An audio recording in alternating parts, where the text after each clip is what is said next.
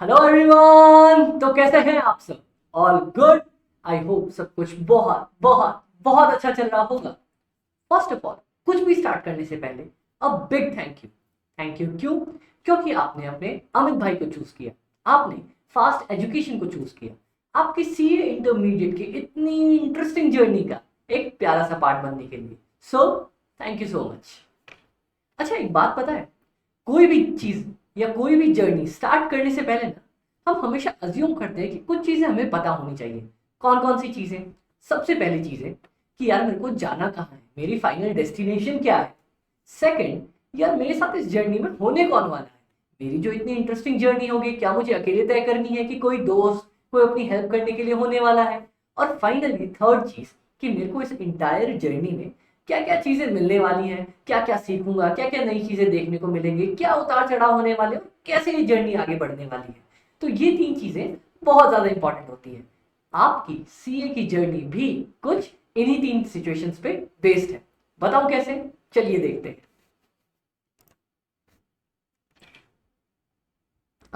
Screen visible है? Perfectly visible है। तो हमारा सबसे सबसे इंपॉर्टेंट ज्यादा गोल क्या है? हमारा काम है चार्टर्ड अकाउंटेंट बनना, अपने नाम के आगे सीए वर्ड का यूज करना। सो हमारा एंड गोल तो यही है। पर उससे पहले हमें सीए फाइनल्स क्लियर करना पड़ेगा। उससे पहले आर्टिकलशिप और उससे पहले सीए इंटरमीडिएट के एग्जाम्स क्लियर करने पड़ेंगे। तो हमारी जो मेन गोल है, हमारा जो मेन टारगेट है सीए बनना, उसके लिए अभी हमारा मेन टारगेट क्या है? सीए इंटरमीडिएट एग्जाम्स क्लियर करना। बहुत अच्छे। अब सेकंड क्वेश्चन कि यार आपके इस इंटरमीडिएट जर्नी में आपके साथ होने कौन वाला है? ये बंदा दिख रहा है क्या आपको डिग्री पकड़ के? Exactly, this is me. I am CA Amit Sharma and I have recently qualified my CA final examinations. I had All India rank 30 in my CA intermediate. I completed my articleship from KPMG, one of the big fours, and I did my industrial training from Goldman Sachs, which is one of the topmost investment banking firms. Also, currently I am associated with Cost Education as a faculty for cost management, financial management and strategic management. Amit भाई, तीनों management वाले concept आपने अपने पास ही रख लिए क्या? Exactly exactly, क्योंकि golden में जो मेरा डोमेन था ना, वो एफपीएनए था। एफपीएनए क्या अमित भाई? एफपीएनए एक ऐसा डोमेन है जिसमें आपको सारी इनकम और एक्सपेंसेस की स्टार्टिंग से लेके एंड तक, मतलब budgeting, forecasting, planning, analysis, reporting, सब कुछ करने को मिलता है। और जो हमारे सबसे ज्यादा इंपॉर्टेंट सब्जेक्ट इसमें काम आते हैं ना, वो होते हैं cost, FM and strategic management. Strategic management exactly. तो अकाउंट्स, ऑडिट और टैक्सेशन, इनके अलावा भी बहुत सारे फील्ड्स होते हैं हम चार्टर्ड अकाउंटेंट्स के लिए, जो ये तीन सब्जेक्ट्स हमारे लिए ओपन करके देते हैं। और क्योंकि ये मेरे फेवरेट सब्जेक्ट्स हैं, इसीलिए मैं ये तीनों सब्जेक्ट्स आपको पढ़ाने वाला हूं। चलिए अमित भाई, हमें ये पता चल गया कि एटलीस्ट हमारे साथ इंटरमीडिएट की जर्नी में आप तो होने वाले हो इन पेपर्स के लिए। बहुत अच्छे। अब हम जर्नी में आगे कैसे बढ़ेंगे, क्या होने वाला है? तो इसके लिए आपको सबसे पहले हमारी बैच की डिटेल्स जाननी पड़ेंगी। तो हमारी बैच की डिटेल्स कुछ इस तरह है कि आपको स्ट्रेटेजिक मैनेजमेंट में 40 आवर्स में हम पूरा strategic management along with questions cover करने वाले हैं। हमारे पास 20 लेक्चर्स होंगे, हर एक लेक्चर 2 घंटे का होगा। क्या अमित भाई हम आईसीआई मटेरियल कवर करेंगे? अरे 100% आईसीआई मटेरियल कवरेज होगा। जितना भी आईसीआई ने आज तक हमसे पूछा है, हमारा study mat, previous year, RTP, MTP, सब कुछ कवर होने वाला है। टेंशन मतलब, मिलके करेंगे। इसके लिए साथ ना आपको एक सरप्राइज मिलने वाला है। सरप्राइज क्या अमित भाई? सरप्राइज सुनते कान खड़े हो गए ना? देखो, 5 unit test and 3 full test. Unit test, अब देखो, जितना भी हमारा सिलेबस है ना, हमने उसको 5 पार्ट्स में डिवाइड किया है। ऐसे में तो है ही 5 चैप्टर। तो हर एक चैप्टर खत्म करने के बाद आपके पास टेस्ट अवेलेबल होगा। आप घर पे बैठ के आराम से दे सकते हो, हम चेक करके उसे वापस करेंगे। और 5 फुल यूनिट टेस्ट के बाद 3 फुल टेस्ट। तो इसके मतलब आपके पास, आपको सीखने का मौका मिलने वाला है, आपको टेस्ट देने का मौका मिलने वाला है, गलतियां करने का मौका मिलने वाला है, और साथ ही साथ ये भी पता करने का मौका कि उन गलतियों को कैसे सुधारा जाए। क्योंकि हम चेक करके जब आपको कॉपी देंगे और आप उसके बाद दोबारा से टेस्ट दोगे, चांस ही नहीं है कि आप गलती करके आ सको। ठीक है।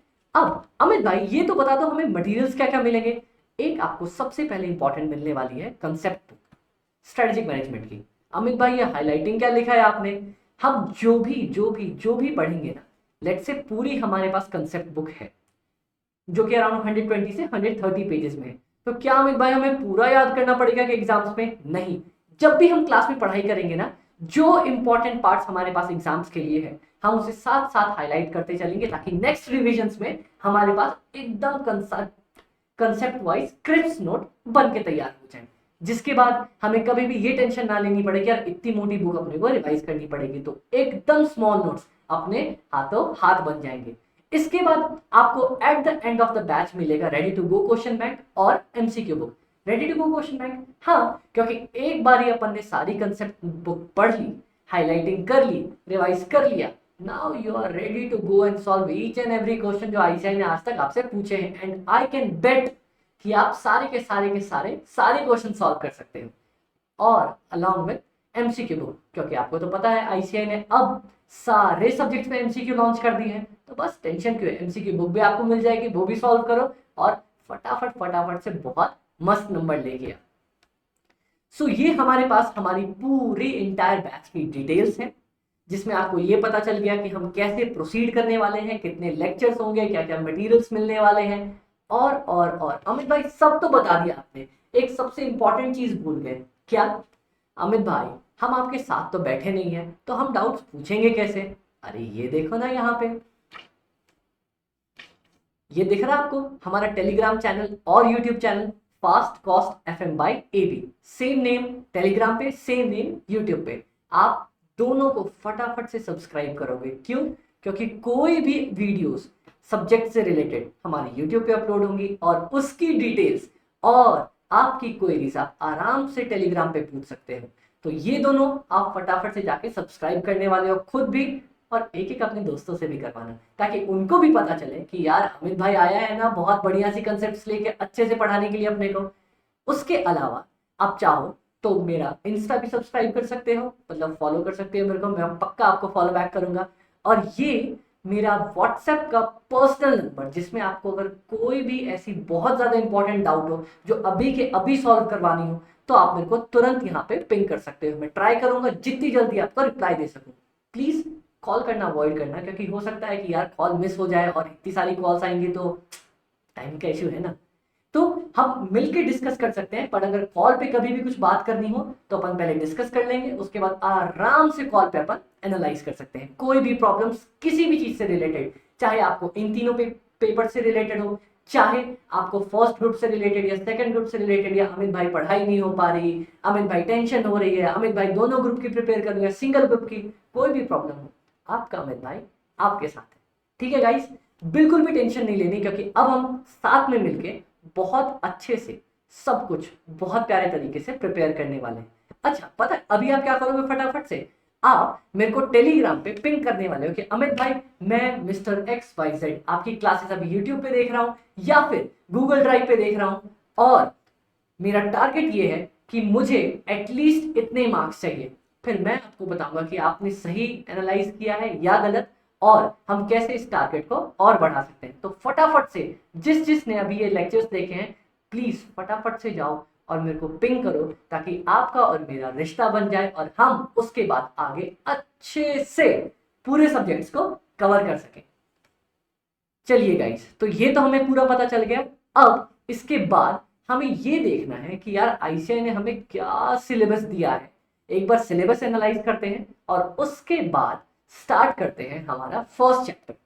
अमित भाई पहले दिन पढ़ाओगे क्या?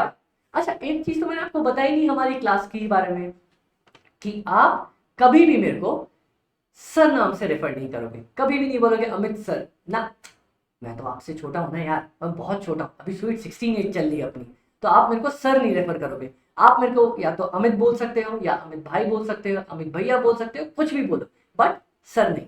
ओके, तो अब हम फाइनली अपना एक सिलेबस देखेंगे कि हमारे पास स्ट्रैटेजिक मैनेजमेंट में सिलेबस है क्या, और उसके बाद स्टार्ट करेंगे हमारा फर्स्ट चैप्टर। ओके गाइस, तो चलिए स्टार्ट करते हैं। अच्छा एक बार ना, जैसे हम हमेशा करते हैं, सारे हाथ जोड़ के बोलेंगे जय हो आईसीआई की, जय हो आईसीआई की। आईसीआई ही अब हमारे लिए भगवान है, क्योंकि हमारा मटेरियल और सीए डिग्री सब कुछ में आईसीआई देगा ना। एग्जैक्टली। चलो फटाफट से देखते हैं सिलेबस। 5 चैप्टर्स है। सबसे पहला चैप्टर, जैसा मैंने आप लोगों को कॉस्ट में पढ़ा है, introduction to cost management, FM में पढ़ा है intro to financial management, SM में है इंट्रो टू स्ट्रेटेजिक मैनेजमेंट। मतलब आप लोगों को यह बताया जाएगा कि स्ट्रेटेजिक मैनेजमेंट है क्या। जिन लोगों ने मेरा कॉस्ट एफएम का लेक्चर देखा ना, उनको ये पता है कि अंग्रेजों ने जब अंग्रेजी बनाई तो इतनी बढ़िया बनाई कि हर एक शब्द में उसका मतलब छोड़ दिया। मतलब ये देखो, स्ट्रैटेजिक मैनेजमेंट मतलब क्या, मैं इसको बोल सकता हूं ये कुछ ना कुछ स्ट्रैटेजी से रिलेटेड होगा और मैनेजमेंट से रिलेटेड होगा। तो स्ट्रैटेजी और मैनेजमेंट को जोड़ दूं तो स्ट्रैटेजिक मैनेजमेंट। अब ये क्या है वो हम चैप्टर के अंदर सीखेंगे। तो यहां हम सीखेंगे स्ट्रैटेजी के बारे में, स्ट्रैटेजी क्या होती है, मैनेजमेंट किसको कहते हैं, ठीक है। उसके बाद स्ट्रेटेजिक एनालिसिस, उसके बाद हम एनालाइज करना सीखेंगे। क्या, 2 चीजें, एक खुद को, दूसरा बाहर को। मतलब सबसे पहले मैं ये एनालाइज करना चाहूंगा। सबसे पहले अच्छा, ये किसको पता है, बुरा जो देखण में चलिया बुरा न मिलिया कोई, जब देखा मैं आप में मुझसे बुरा ना कोई। अच्छा, एनिमल मूवी में भी डायलॉग आया है, वो रणवीर सिंह ने रणवीर कपूर ने दाढ़ी वाड़ी बढ़ा के बढ़िया से डायलॉग मारा है, बुरा जो देखन मैं चलिया बुरा ना मिलिया कोई, जद ढूंढा मैं आप में मुझसे बुरा ना कोई, है ना। तो इसमें हम सिर्फ एक काम करते हैं, मैं ये देखता हूं कि यार मैं क्या हूं, मैं कैसा परफॉर्म कर रहा हूं, मेरे अंदर क्या क्या खामियां हैं, क्या क्या चीजें मैं ठीक कर सकता हूं, ठीक है, क्या क्या चीजें मैं ठीक कर सकता हूं, क्या क्या मेरे अंदर खामियां हैं, मेरी क्या क्या स्ट्रेंथ है। ध्यान रखना, फिर से सुनना, मेरी क्या क्या स्ट्रेंथ है, मेरी क्या क्या वीकनेस है। एक बात बताओ, आप लोग एनालाइज करते होगे ना एग्जाम से पहले, या कोर्स जब आपने पूरा खत्म किया तब आप एनालाइज करते होगे, यार मेरे को पता है मेरी प्रैक्टिकल पेपर से स्ट्रेंथ है, मैं अच्छे से प्रैक्टिस करके अच्छे से क्योर कर सकता हूँ, थ्योरी मेरी वीकनेस है, मैं थ्योरी में ना कमजोर रह जाता हूँ, याद नहीं कर पाता, लिख नहीं पाता। तो किस पे फोकस करेंगे, क्या मैं अपनी स्ट्रेंथ पे ही फोकस रखूं ताकि मैं अपनी कमजोरियों को ओवर पावर कर सकूं, या फिर स्ट्रेंथ पे भी फोकस रखूं, इस पे भी थोड़ी सी फोकस दूं, या सारा फोकस वीकनेस को ही ठीक करने में शिफ्ट कर दूं। ये सारी चीजें यहाँ पे कवर होती। तो यहाँ पे फटाफट से 3 पॉइंट दिख गया ना। आप लोग भी चाहो तो अपनी कॉपी पे ये नोट कर सकते हो। सबसे पहला इंट्रो टू स्ट्रेटेजिक मैनेजमेंट, हमारे पास स्ट्रेटेजी और मैनेजमेंट 2 इंपॉर्टेंट चीज। स्ट्रेटेजिक एनालिसिस, खुद को समझना, यहां पे 2 चीजें आएंगी, क्या मेरी स्ट्रेंथ है, क्या मेरी वीकनेस है। खुद को समझ लो भैया कि मेरे अंदर क्या प्रॉब्लम चल रही है। उसके बाद एक्सटर्नल इन्वायरमेंट, उसके बाद मैं ये देखूंगा कि बाहर की जो दुनिया है, बाहर की जो दुनिया है, यहां भी एक डायलॉग मारो, क्या, वैसे तो मैं अच्छों के साथ अच्छा हूं, पर कोई मेरे साथ अगर बुरा करे फिर मैं बुरे के साथ और बुरा करता हूं। एग्जैक्टली सेम चीज है कि यार मैं अगर सब कुछ मैं अच्छा हूं, मैं अच्छे से परफॉर्म कर रहा हूं, बट स्टिल बाहर की दुनिया में बहुत बार कुछ ऐसा होता है जिसकी वजह से मेरी परफॉर्मेंस पे इफेक्ट पड़ता है। जैसे आप पढ़ाकू बच्चे हो, बहुत अच्छे से पढ़ते हो, सब कुछ अच्छा करते हो, कल आपका एग्जाम है, आप अच्छे से पढ़ रहे हो, पर आज मोहल्ले में शादी हो गई, बमा बम एकदम स्पीकर बज रहा है जोर से, सुबह 6 बजे तक आप पढ़ ही नहीं पाए, एग्जाम ठीक से दे नहीं पाए। आपकी गलती या एक्सटर्नल इन्वायरमेंट की गलती, एक्सटर्नल इन्वायरमेंट की गलती। तो हम यहां ये देखेंगे कि बाहर वाली चीजों की वजह से एक्सटर्नल इन्वायरमेंट इंपैक्ट्स अस। यहां पे हाउ भी लिखें, हाउ, इंदौर में बहुत चलता है हाउ, हाँ नहीं चलता हाउ।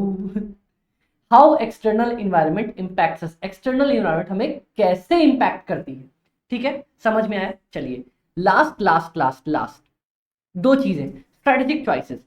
सबसे पहले मैंने ये देख लिया स्ट्रेटेजी क्या होती है, मैनेजमेंट क्या होता है, फिर मैंने ये देख लिया मेरे अंदर की क्या कमजोरी है, क्या मजबूती है, मैंने ये देख लिया बाहर वाली इन्वायरमेंट मेरे को कैसे अफेक्ट कर रही है। अब मैं क्या करूंगा, चलो यहां भी एक डायलॉग मारता हूं, बहुत जो इंस्टाग्राम पे चल रहा है, 2022 ने मुझे तोड़ा, 2023 ने मुझे सिखाया, 2024 में now I am coming back, वही वाली चीज है स्ट्रेटेजिक चॉइसेस। अब मैं ये देखता हूं कि यार ये सारी चीजें मुझे पता चल गई, मेरी ये मजबूती है, मेरी ये कमजोरी है, I have this much strength, this much weakness, ये मेरा एक्सटर्नल इन्वायरमेंट मेरे को इंपैक्ट कर रहा है। अब मैं क्या करूंगा, अब मैं स्ट्रेटेजी बनाऊंगा कि कैसे कैसे अपनी कमजोरियों को ठीक करूं, मजबूतियों को और मजबूत करूं और दुनिया को हरा के टॉप पे पहुंच जाऊं। सबका काम तो यही ना, टॉप पे, सब टॉप पे पहुंचना चाहते हैं, है ना। तो ये स्ट्रेटेजिक चॉइसेस है। Which strategy to choose to win. पता है, यहां पे मैं चाहता तो आप लोगों को कॉम्पिटिटिव एडवांटेज भी लिखा सकता था, ठीक है, पर यहां पे मैं विन लिखा रहा हूं क्या, क्योंकि शुरू में अपने को बस बेसिक पता होना चाहिए कि ये बेसिक चीज है, उसके बाद देखेंगे हर एक चैप्टर में कंप्लेक्सिटी जो है वो तो पढ़ेंगे ही ना, तो बेसिक शुरू में पता होना चाहिए। तो which strategy to choose to win, जीतने के लिए क्या करना है अपने को। Strategy implementation and evaluation last में बस। नाउ अप्लाई द स्ट्रैटेजी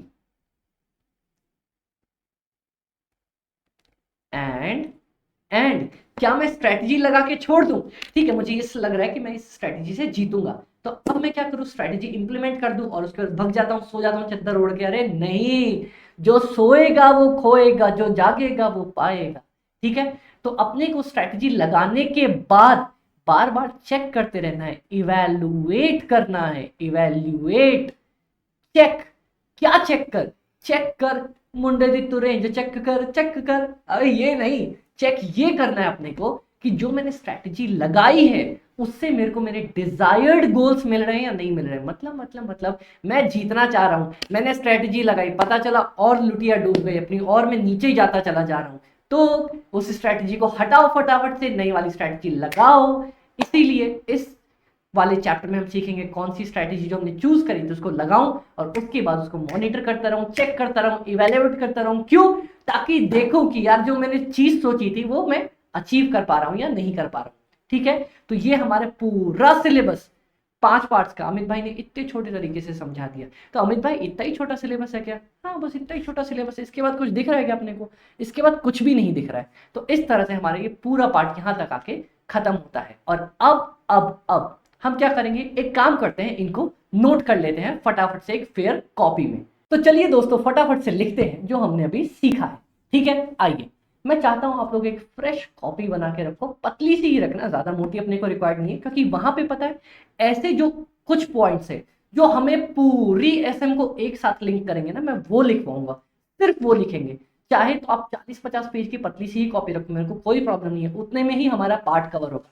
आप देखोगे कैसे सिर्फ वो टॉपिक्स जो हर चैप्टर में मिलते हैं, हर बार उठ के कहीं से भी वो होता है जैसे बारिश में कुछ पौधे अपने आप ही उग जाते हैं, वैसे वो टॉपिक्स हर बार मिलते हैं, तो वो हम कॉपी पे फ्रेश लिख के चला करेंगे। और वो ज्यादा पेजेस होंगे भी नहीं, मेरे को लगता है 10 पेज भी नहीं होंगे आपके पूरे लेक्चर में, जिससे आपको ये रहेगा कि यार ये मेरे को हर एक चैप्टर में आता है और इससे मेरी अच्छी लिंकिंग हो सकती है। तो सबसे पहले एक काम करते हैं, अपन लिख लेते हैं क्या क्या हमने पढ़ा है।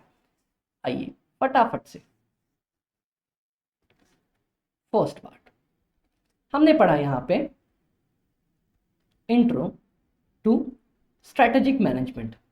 इंट्रो टू स्ट्रेटेजिक मैनेजमेंट में अमित भाई ने क्या पढ़ा है? अमित भाई ने 2 चीजें पढ़ाई, हमें सिर्फ 2 चीजें मिलेंगी देखने को मेन।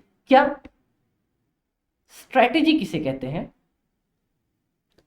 और मैनेजमेंट किसे कहते हैं, और ये दोनों मिलके बन जाएंगे मेरे स्ट्रेटेजिक मैनेजमेंट। ये दोनों मिलके भाई साहब बन जाएंगे स्ट्रेटेजिक मैनेजमेंट। डन, बहुत अच्छे। चलिए आइए उसके बाद थर्ड चैप्टर, सेकंड चैप्टर, तो चलिए सेकंड चैप्टर देख लेते हैं। यहां पे है strategic analysis,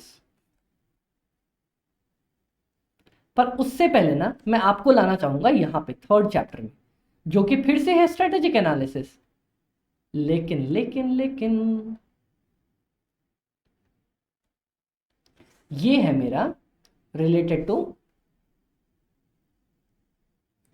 internal environment. Internal environment मतलब खुद के अंदर झांक के देखो। पता है मेरे को एक और बहुत प्यारी सी शायरी याद आ रही है, मेरे को रोको मत, रोको मत, बोलने दो, बोलने दो।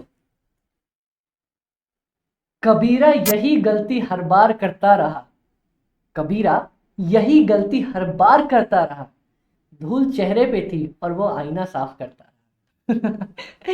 समझ में आया? मतलब गलती खुद के अंदर होती है और हम दूसरे को कोसते रहते हैं। तो वो चैप्टर हमें ये वाला पार्ट बताएगा। इसमें हमने दो चीजें सीखेंगे। कौन कौन सी? इंटरनल इन्वायरमेंट में सबसे पहला पार्ट कि मेरा स्ट्रेंथ क्या है भैया, अपनी मजबूती क्या है, अपने डोले क्या है। वैसे मेरे भी थे, अब तो खैर खत्म हो गए, एग्जाम के चक्कर में सब गायब ही हो गया, वरना अपन भी अच्छे बॉडी बिल्डर थे यार। अपनी स्ट्रेंथ क्या है, हमारी वीकनेसेस क्या है, क्या मेरी कमजोरी है। अभी अभी अभी मेरे को रोको मत, रोको मत, अच्छे से मेरा कंसेप्ट जुड़ गया है, मेरे को लिखने दो लिखने दो लिखने दो। एक्सटर्नल इन्वायरमेंट,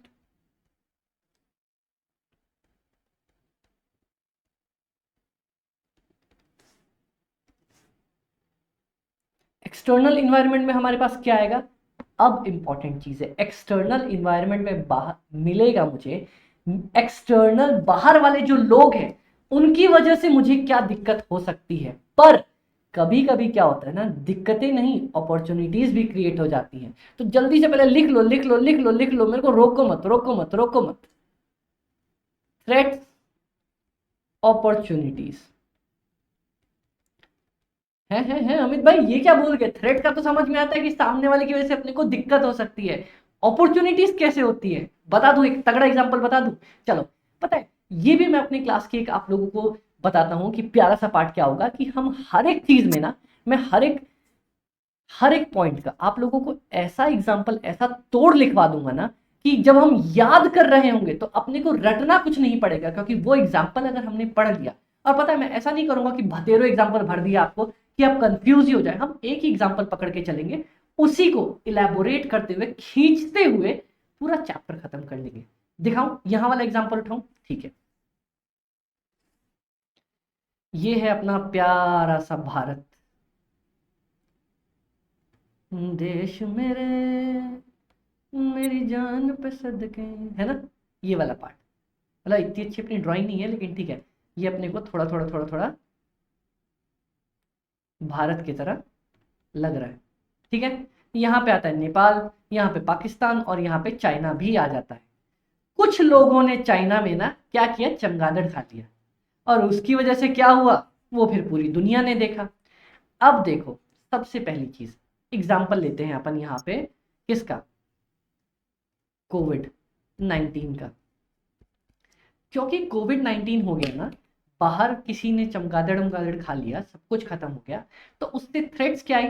क्या ये मेरी गलती थी? क्या इंडिया में किसी की गलती थी? किसी की गलती नहीं थी। पर क्या हुआ, लॉकडाउन लग गया। जो अच्छा खासा होटल इंडस्ट्री में, होटल इंडस्ट्री का एग्जांपल लेता हूँ, सिर्फ दो इंडस्ट्री यहाँ पे, जो होटल इंडस्ट्री घूमने उमने वाले चल रहे थे, उनका सबसे पहले भट्टा बैठा, क्योंकि मेन काम उनका ही अटका, लोग घूमने नहीं जा पाए और बहुत टाइम तक इम्पैक्ट हुआ। तो ये देखो, बाहर वालों की वजह से मुझे दिक्कत हुई ना, बाहर वालों की वजह से मुझे दिक्कत हुई, इसको कहते हैं थ्रेट्स।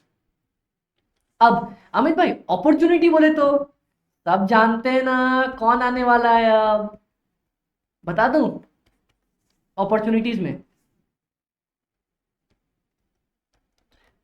जो मास्क और सैनिटाइजर बना रहे थे ना, उनकी तो चांदी ही लग गई भैया। इतना सा सैनिटाइजर 10 का मिल रहा था, 50 100 अंधे अंधे दाम पे मिल रहा था। मास्क भाई, ऐसे ऐसे मास्क, तितली वाले मास्क, चमगादड़ वाले मास्क, कोई भी मास्क, मतलब जिसको हम कभी पूछते भी नहीं थे कि मास्क क्या होता है, कभी हमने देखा भी नहीं, वो भी मार्केट में ग्रो कर गया। इसको बोलते हैं बाहर वाले की गलतियों की वजह से मुझे अपॉर्चुनिटी दिख गई। समझ में आया? तो यहां पे हमेशा एक काम करना, अभी तो अपन सिर्फ समझ रहे हैं, तो यहां लिख लो, इसके बाहर लिख लो कोविड 19, थ्रेट्स में लिख लो होटल शट, और यहां पर लिख लो मास्क ग्रो। सिर्फ इतना सा ही लिखेंगे ताकि क्रिस्प में याद आ जाए। मैं पूरा नहीं लिखूंगा मास्क इंडस्ट्री ग्रोथ, ऐसा नहीं भाई, छोटा सा मास्क ग्रो लिखो, खत्म करो, हो गया। ये नहीं रटना अपने को। और पता है मैं एक बात बता देता हूँ, स्ट्रेट फॉरवर्ड क्लियर बता देता हूँ, जो आईसीआई मैट में नहीं है ना, एग्जाम्पल एग्जाम्पल कुछ भी लिख के आओगे कोई मार्क्स नहीं मिलेगा, कुछ भी नहीं मिलेगा। तो अगर मैं ये बोलूँ कि भाई ये एग्जाम्पल लिख के आओगे, आईसीआई वाला मार्क्स देगा? बिल्कुल नहीं देगा। अगर ये बुक में है तो मार्क्स मिलेगा, नहीं है तो कुछ नहीं मिलने वाला। तो बेमतलब इसको लिख के रट के फायदा नहीं है, ये सिर्फ अपने समझने के लिए क्रिस्प में है। लिख के क्या आएंगे? जो बुक में लिखा है। तो अगर कोई भी, देखो सारे हम टीचर्स आप लोगों को अच्छे से ही पढ़ाना चाहते हैं, पर अगर कभी भी कोई भी आप देखो जो आपको ये बोले कि एग्जाम्पल भर भर के आ भाई, एग्जाम्पल लिख के एग्जामिनर खुश होगा, एग्जामिनर को खुद नहीं पता होता क्या करना है। बताऊं क्यों? क्योंकि यार इतनी कॉपीज चेक करता है, क्या वो हर एक आंसर पढ़ेगा? बिल्कुल नहीं पढ़ेगा।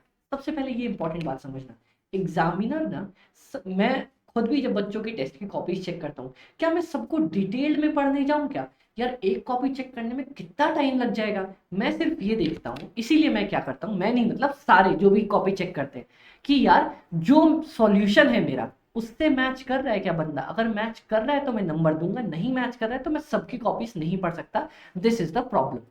ठीक है, तो इसीलिए हमें लिख के तो वही आना है, नंबर उसी पे मिलेंगे जो आईसीआई मटेरियल में साफ साफ दिया है। और अमित भाई छाती ठोक के अभी बोल रहे हैं, लो एफएम वाले लेक्चर की तरह साइन करके दे रहा हूं, अमित शर्मा।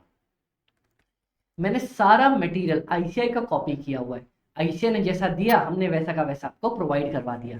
क्यों? क्योंकि यार देखो आईसीआई हमारा माई बाप है, हमारा भगवान है, हमें नंबर आईसीआई ही देने वाला है। इसीलिए अगर मैं आपको बोलता चलो कि गाइस चलो फटाफट से ये एग्जांपल लिखो, ये एग्जांपल लिखो, बिल्कुल मत लिख मेरे भाई। सिर्फ ऐसा एग्जांपल लिख जो समझ में आ जाए तेरे को, क्योंकि एग्जाम में इसका कोई नंबर नहीं मिलेगा। ठीक है, चलो तो ये भी एक मिथ मैं आपकी ब्रेक कर रहा हूं। मिथ्स यहां पे एग्जाम्पल और एक्स्ट्रा एक्सप्लेनेशन के कोई मार्क्स नहीं मिलते। ठीक है, ऐसे में इन्हीं मिथ्स की वजह से नंबर कटते हैं, तो मैं आपको क्लियर करता हूं ताकि आपके नंबर कटे ना। मैं नहीं चाहता कोई मेरा दोस्त बेवकूफी करके नंबर अपने कटवा जाए। ठीक है, तो कोविड-19 की वजह से हमारे होटल शट होना थ्रेट्स है, मास्क इंडस्ट्री का ग्रो करना मेरी अपॉर्चुनिटी है। डन, चलो बहुत अच्छे। अब मेरे पास फोर्थ पॉइंट। फोर्थ पॉइंट में क्या, फोर्थ पॉइंट में हमने क्या देखा? स्ट्रेटेजी को चॉइस करने वाला कुछ देखा था ना, क्या था? Strategic choices, strategic choices. यहां पे क्या करना है अपने को? लिख लो फटाफट से फटाफट से, ये रहा, चूज फ्रॉम वेरियस स्ट्रेटेजीज। ये गलत हो गया, चूज फ्रॉम वेरियस स्ट्रेटेजीज। कौन सी स्ट्रेटेजीज, कौन सी स्ट्रेटेजीज? चलो जल्दी से उसको दूसरे रंग में लिख लेते हैं। Which helps us to win oblique achieve our target, जो हमें जीतने में मदद करे, मेरा टारगेट जो मैंने सेट किया है वो अचीव करने में मदद करे। Fifth point, implementation and control. Point नहीं, चैप्टर मतलब। इंप्लीमेंटेशन एंड कंट्रोल में now apply the strategy, apply the chosen strategy. जो स्ट्रेटेजी हमने चूज कर ली, एंड ये सबसे इंपॉर्टेंट पार्ट है, कौन सा? कीप चेकिंग, चेक करते रहो, whether it is helping us to achieve our target और नॉट। एंड अगर नहीं तो स्ट्रैटेजी बदल देंगे, बात खत्म। कोई दिक्कत क्या? तो ये वाला 5 पॉइंट्स मिलके हमारे 5 चैप्टर बने हैं, हमारा पूरा स्ट्रेटेजिक मैनेजमेंट का कोर्स बना है। चलो आपका कोर्स खत्म, स्ट्रेटेजिक मैनेजमेंट खत्म, चलो घर चलते डन। ऐसा नहीं है, अभी तो हमने बस चैप्टर का बेसिक सीखा है। पता है, मैं आप लोगों को एक बात बता देता हूँ, जब भी चैप्टर स्टार्ट करो ना, बेसिकली पता होना चाहिए कि मैं इस चैप्टर में करने क्या जा रहा हूँ। जैसे मैंने आपको क्लास के स्टार्ट में भी कहा, जब भी जर्नी स्टार्ट करो ये पता होना चाहिए जर्नी में कहाँ जाना है और हमें क्या क्या सीखने को मिलने वाला है इसमें, ताकि जर्नी और भी इंटरेस्टिंग हो जाती है। अगर मैं आपसे ये कहूँ ना भाई बैठ पीछे गाड़ी पे चल रहे हैं, आप पूरी जर्नी में यही सोचते रह जाओगे, अरे जाना कहाँ है, जाना कहाँ है। अगर मैं आपको शुरू में ही बता दूं कि ये चीजें सीखने को मिलेंगी और यहाँ पहुंचने वाले हैं, आप काम माइंड के साथ एकदम शांति से सीखोगे, देखोगे, मजे लोगे, तो वो चीजें हैं। समझ में आया? सब कुछ क्लियर हो गया? कोई दिक्कत? कोई दिक्कत नहीं। चलिए, ये पांचों चैप्टर हमारे पास है, हमने ये लिख लिया। आप लोगों ने नोट कर लिया? स्क्रीन छोटी कर दूंगा लिखने के लिए, 1 मिनट का टाइम देता हूँ। चलो मैं तब तक पानी पी लेता हूँ, आप लोग नोट कर लो।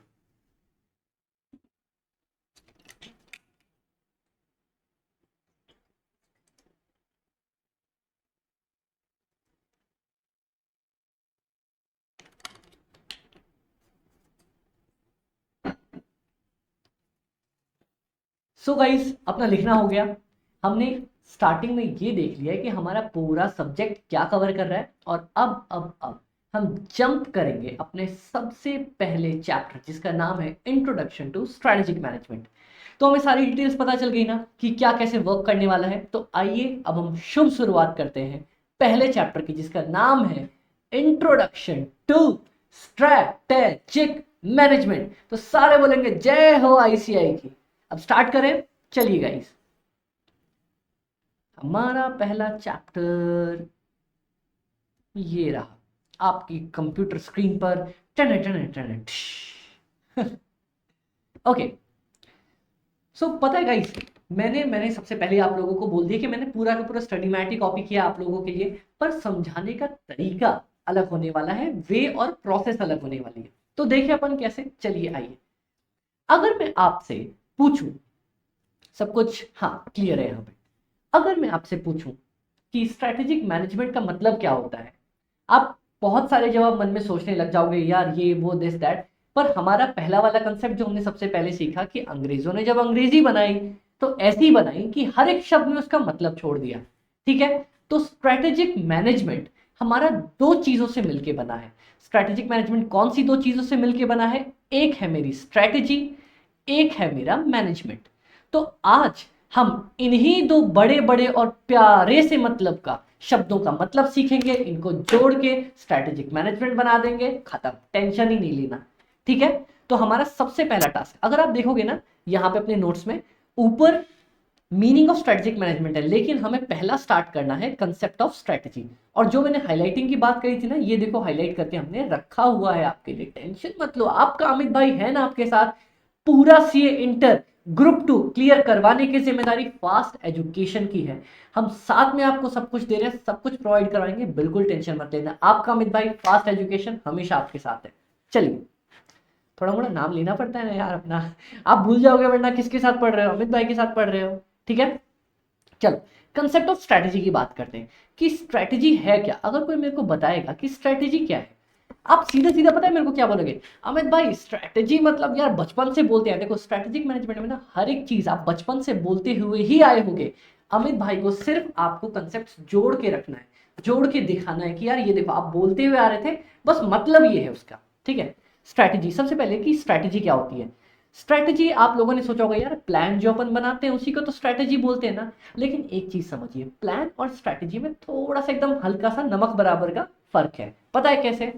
चलिए, प्लान्स प्लान्स जब भी मैं बनाता हूं ना, वो या तो शॉर्ट टर्म भी हो सकते हैं या लॉन्ग टर्म भी हो सकते हैं। आप लोगों को विजिबल है स्क्रीन? हाँ विजिबल है।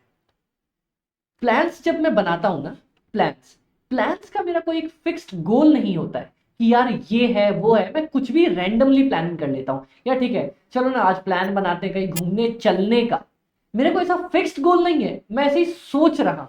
शॉर्ट टर्म प्लानिंग, ठीक है, मैं कोई भी छोटी सी चीज के लिए सोच सकता हूँ, यार ठीक है आज क्या करना है, कल क्या करना है। एक काम करते हैं, आज खाने में क्या, रोज तो प्लान करते हो, आज खाने में क्या करना है, मैं उसको स्ट्रैटेजी बोल दूं क्या? कभी भी नहीं, कभी भी नहीं। प्लानिंग तो आप रोज करते हो, रोज मम्मी आके नहीं पूछती अरे मेरा राजा बेटा क्या खाएगा, तो राजा बेटा क्या खाता है, मार खाता राजा बेटा, पढ़ाई पे फोकस करो। चलो, प्लान सबसे पहले हमारे पास इंपॉर्टेंट प्लान क्या होता है। प्लान जो हम रैंडम बेसिस पे बना के चलते हैं उसको प्लानिंग नॉर्मली बोलते हैं। कोई छोटा सा हमने प्लान बना लिया शॉर्ट टर्म। पर पर स्ट्रैटेजी स्ट्रैटेजी जब मेरा प्लान एक लॉन्ग टर्म ऑब्जेक्टिव के साथ होता है ना, उसको मैं स्ट्रैटेजी बोलूंगा। तो सबसे पहली बात समझने के लिए यहां पे आप लिख लेना, मैंने बोला था ना मैं लिखवाता चलूंगा, तो यहीं पे अपन लिखते चलेंगे प्लान, सॉरी स्ट्रैटेजी, बगल में ही लिखते चलेंगे, कोई इसके लिए अलग से नोट्स नहीं बन रहे अपने, is equal to plan, plan तो है ही है, प्लस मेरे प्लान में जब मेरा लॉन्ग टर्म ऑब्जेक्टिव छिप जाता है ना, लॉन्ग टर्म ऑब्जेक्टिव जब मेरा जुड़ जाता है, स्क्रीन विजिबल है ना, हाँ, जब मेरे प्लान में मेरा लॉन्ग टर्म ऑब्जेक्टिव जुड़ जाता है ना, तब मैं उसको कहता हूं स्ट्रैटेजी। स्ट्रैटेजी क्या होती है? जब भी मैं एक अपना बहुत बड़ा गोल सोचता हूं, जैसे आप सोच रहे हैं मेरे को सीए फाइनल्स, सीए में बहुत सीए बनने के बाद बहुत तगड़ी जॉब चाहिए। चलो यहाँ पे मैं एक एग्जांपल लिखता हूँ, ठीक है, बहुत प्यारा सा। अगर आप लिखना चाहो तो लिख लो, समझना चाहो तो समझ लो।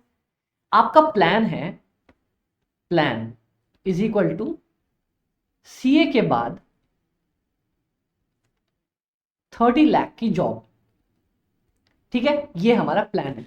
तो अब इस प्लान के लिए ना, क्या ये शॉर्ट टर्म में मेरे को आज मिलने वाला है, आज तो आप सी इंटर में होना, अभी सी इंटर तो क्लियर करो, तो ये मेरा लॉन्ग टर्म ऑब्जेक्टिव है। तो इसके लिए क्या करना होगा? इसके लिए मुझे सीए फाइनल्स में रैंक लानी होगी या फिर बहुत अच्छा स्कोर करना पड़ेगा, ठीक है। उससे पहले मेरे को क्या करना पड़ेगा? उससे पहले मेरे को अपनी आर्टिकलशिप भी बिग फोर वगैरह से या बड़ी कंपनी से करनी पड़ेगी। और उसके लिए क्या करना होगा? उसके लिए सीए इंटर में या तो रैंक लानी होगी या बहुत अच्छा स्कोर करना पड़ेगा, ठीक है। तो देखो, प्लान्स जनरली शॉर्ट टर्म जो होते हैं ना, कि आज क्या खाएगा वो क्या खाएगा, उनमें सिर्फ एक स्टेप इन्वॉल्व होता है। यहां मेरे लॉन्ग टर्म प्लान में देख रहे हो कैसे छोटे छोटे छोटे 3 प्लान्स इन्वॉल्व हो गए। तो जब मेरे प्लान के साथ मेरा लॉन्ग टर्म ऑब्जेक्टिव जुड़ जाता है, उसको मैं बोलता हूं स्ट्रैटेजी। समझ में आ गया? ये स्ट्रैटेजी का मतलब है। फटाफट से मैं आप लोगों को, अच्छा ये डिलीट नहीं करता आप लोगों को, ये डिलीट नहीं करता। स्ट्रैटेजी का ना, यहाँ पे अपन ने लिख लिया plan plus long term objective. मैंने बोला था मैं 2 भाषाओं में बताऊंगा, एक English, so strategy means plan plus are long term objective, done. और हिंदी में इसको लिख लेते हैं प्लान प्लस लंबी प्लानिंग। लंबी ऑब्जेक्टिव को क्या बोलेंगे? तो छोड़ो यार, कंफ्यूज हो गया अपन ही। ठीक है, प्लान जब मेरा लॉन्ग टर्म ऑब्जेक्टिव के लिए होता है ना, तो उसको मैं बोलता हूं स्ट्रैटेजी, ठीक है। चलो बहुत बढ़िया बहुत बढ़िया बहुत बढ़िया। अब देखो यहाँ पे, ये तो हमारे समझने के लिए, ये समझने के लिए था। लिख के क्या आऊंगा? The term strategy is a long term blueprint. Plan लिख सकता हूं मैं, यहाँ पे लिख सकते हो, पर ऐसे ब्लूप्रिंट वर्ड को प्रेफर करेगा, अच्छा लगेगा। जब लिख ही रहे तो फिर ब्लूप्रिंट लिख दो ना, क्या दिक्कत जा रही है अपनी, ठीक है। तो it is a long term blueprint, किसका? एक ऑर्गेनाइजेशन का। स्ट्रेटेजिक मैनेजमेंट में ना हमेशा याद रखना, इस एसएम वाले चैप्टर में कभी भी आपकी और मेरी बात नहीं होगी, एक बड़ी ऑर्गेनाइजेशन, एक बड़ी कंपनी की बात होगी, ठीक है। तो कभी भी ये मत बोलना आवर प्लान, आवर गोल, नहीं, सब कुछ किसका? एक कंपनी का, एक कंपनी की तरह से सोचो, ठीक है। It is a long term blueprint of an organisation's desired image.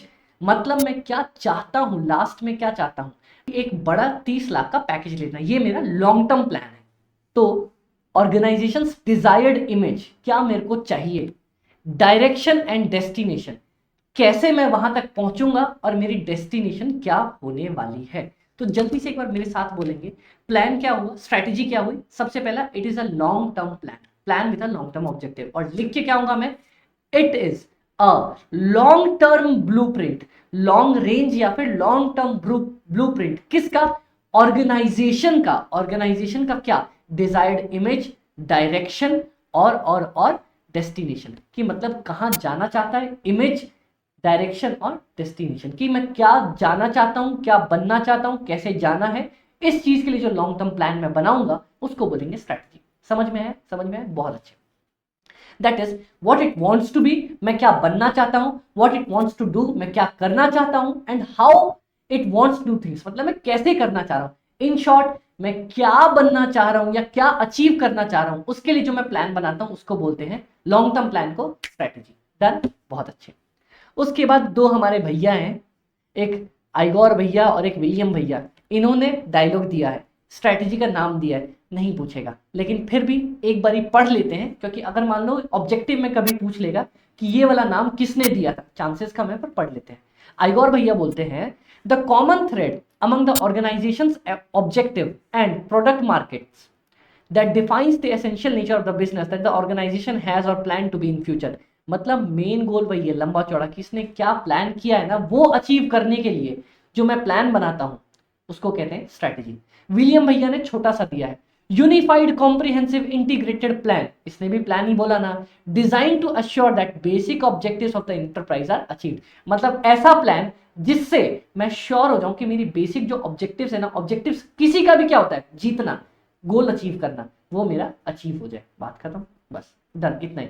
ये दोनों रटने की जरूरत नहीं है, याद क्या करना है, सिर्फ ये वाला जो ब्लू हाईलाइट मैंने करवाया है, डन क्या, चलो बहुत ज्यादा अच्छे।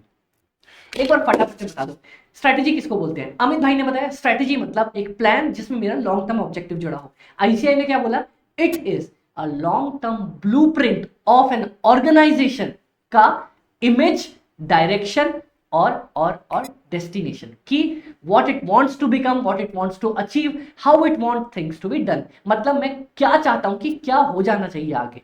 जैसे आप चाह रहे हो ना, सिंपल एक एग्जांपल, ये एग्जांपल लिख के मत आना, समझने के लिए, कि मैं चाहता हूं 30 लाख का मेरा जॉब लगे, उसके लिए क्या क्या करना पड़ेगा, उसको बोलते हैं स्ट्रैटेजी। डन, स्ट्रैटेजी में कभी भी कोई दिक्कत आएगी नहीं। तो चलो साथ साथ ये भी लिख लो, यहां पे एक काम करो, क्वेश्चन लिखते चलोगे ना तो सम फायदा रहेगा अपने को। एक छोटा सा क्वेश्चन लिख लो, व्हाट इज स्ट्रैटेजी।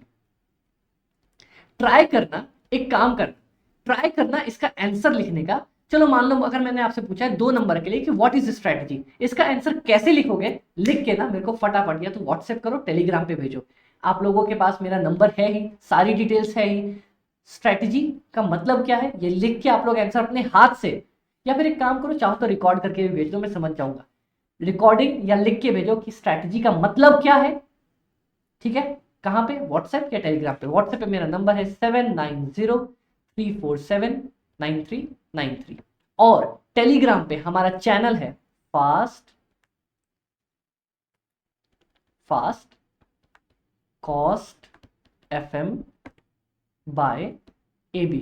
अमित भाई SM नहीं लिखा क्या, अरे बहुत लंबा हो जाता, ठीक है। और यही हमारा यूट्यूब चैनल भी है, तो फटाफट से जाके सब्सक्राइब कर लो। आई गेस ये वीडियो वहीं पे देख रहे होगे तो नीचे लाल बटन दिख रहा है ना, सब्सक्राइब करो, लाइक करो और शेयर करो, ठीक है। चलो फटाफट ये भेजोगे आप लोग मेरे को, पक्का, हाँ भेजना यार, भेजना, मजा आएगा, देखता हूँ कौन क्या कैसे समझाए, ठीक है। अब चलो सेकेंड वाला point, strategy provides an integrated framework. Strategy की डेफिनेशन में अगर 2 नंबर का आता है तो ऊपर वाला पॉइंट लिखना है, लेकिन अगर ज्यादा नंबर का आता है तो ये भी लिख के आएंगे, क्या, strategy provides an integrated framework for the top management to search for, evaluate and exploit beneficial opportunities. इतना लंबा है, एक साथ नहीं, सुनो। स्ट्रैटेजी क्या करती है ना, स्ट्रैटेजी टॉप मैनेजमेंट के लिए कभी भी कभी भी कभी भी, एक काम करो, जो याद है पहला पेज था, पहला पेज पे हम पहुंचे थे, वहां पे आ जाओ, उस पहले पेज पे। यहां पे ना 2-3 चीजें हैं जो अपन लिख लेते हैं साथ साथ, आ जाओ फटाफट से। यहां पे इमेज बना सकता हूं क्या मैं, नहीं बना सकता, तो मेरे को खुद से ही बनाना पड़ेगा। आ जाओ मेरे साथ साथ आ जाओ।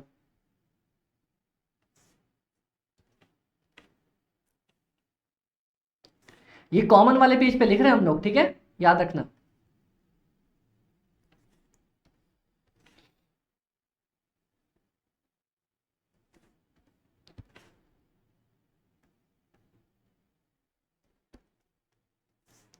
ये देखो, हमेशा टॉप पे होती है टॉप लेवल मैनेजमेंट, ठीक है, ये होती है मिडिल लेवल। MGMT का मतलब हुआ मैनेजमेंट, ये शॉर्ट फॉर्म है, ये आप लोग जब कॉर्पोरेट्स वगैरह में या धीरे धीरे पढ़ने लगोगे ना तो सीख जाओगे। ये होता है लोअर लेवल मैनेजमेंट, या जिसको हम जनरली इंप्लॉयज वगैरह भी बोल देते हैं। तो सारा जो काम होता है ना, सारा काम, बड़ा बड़ा डिसीजन लेने वाला काम हमारे टॉप लेवल वाले मैनेजमेंट करते हैं। और ये जो डायग्राम हमने बनाया है ये भी इसीलिए समझाने के लिए कि टॉप पे हमेशा टॉप लेवल मैनेजमेंट ही रहेगी। और ये पता है ट्रायंगल क्यों बनाया है, मैं इसको नीचे भी तो लिख सकता था। अमित भाई अगर टॉप वाले को नीचे लिखते और बोलते कि यहाँ से स्टार्ट हो, तब भी तो मैं समझता। देखो टॉप मैनेजमेंट जो लोग होते हैं ना वो कम लोग होते हैं, टॉप मैनेजमेंट पे हमारे कम लोग होते हैं, फिर मिडिल लेवल मैनेजमेंट में थोड़े लोग बढ़ जाते हैं, और लोअर लेवल पे बहुत सारे लोग होते हैं, ठीक है। इसीलिए ये फॉर्मेट है, ये फॉर्मेट हमेशा याद रखोगे ना, याद रखना, इसीलिए कॉमन पेज पे लिखवाया है। तो सबसे ऊपर टॉप लेवल मैनेजमेंट होती है जो डिसीजंस लेगी, डिसीजंस बनाने का काम करेगी, कोई भी स्ट्रैटेजी चूज करना वगैरह ये सब सब ये करेगा। फिर ये अपनी स्ट्रैटेजी या डिसीजन इस वाले को बताएगा कि भाई मेरे को ये चाहिए, और ये फाइनली लोअर लेवल वालों से काम करवाएगा। ठीक है, समझ में आया? First done. चल,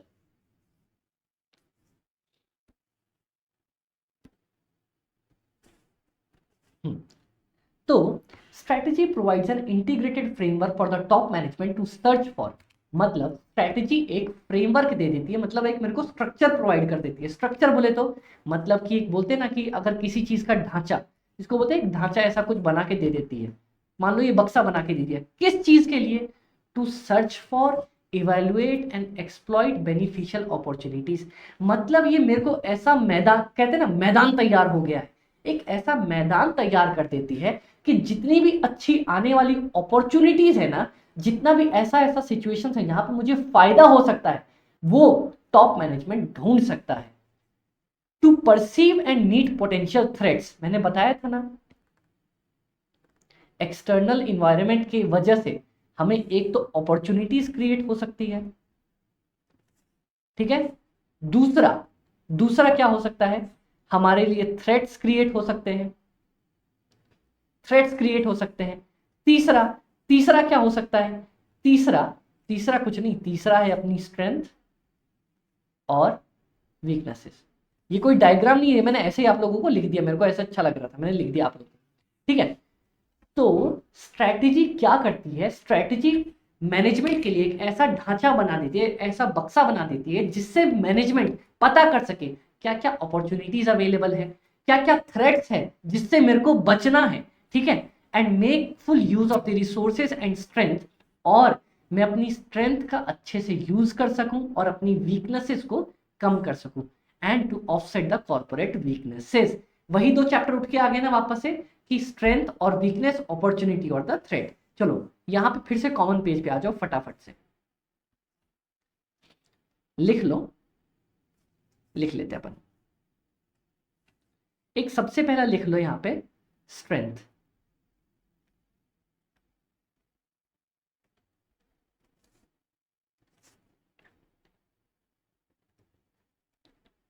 focus on what are our plus points और गुड थिंग्स। हमारी अच्छी चीजें क्या क्या है, मैं आपको इन चीजों में ना बेसिक लिखवाऊंगा, ये कभी एग्जाम में लिख के मत आना, ये सिर्फ अपनी समझने के लिए बेसिक चीजें हैं। स्ट्रेंथ के बाद आ जाएगा वीकनेसेस,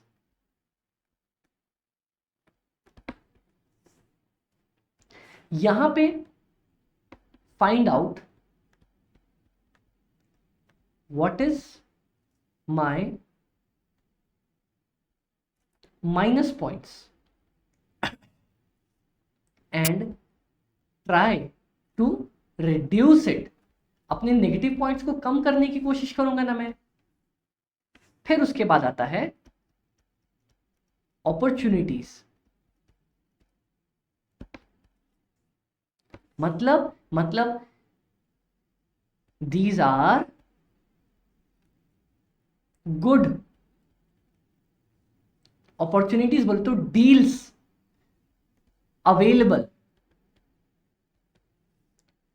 फॉर आवर बेनिफिट।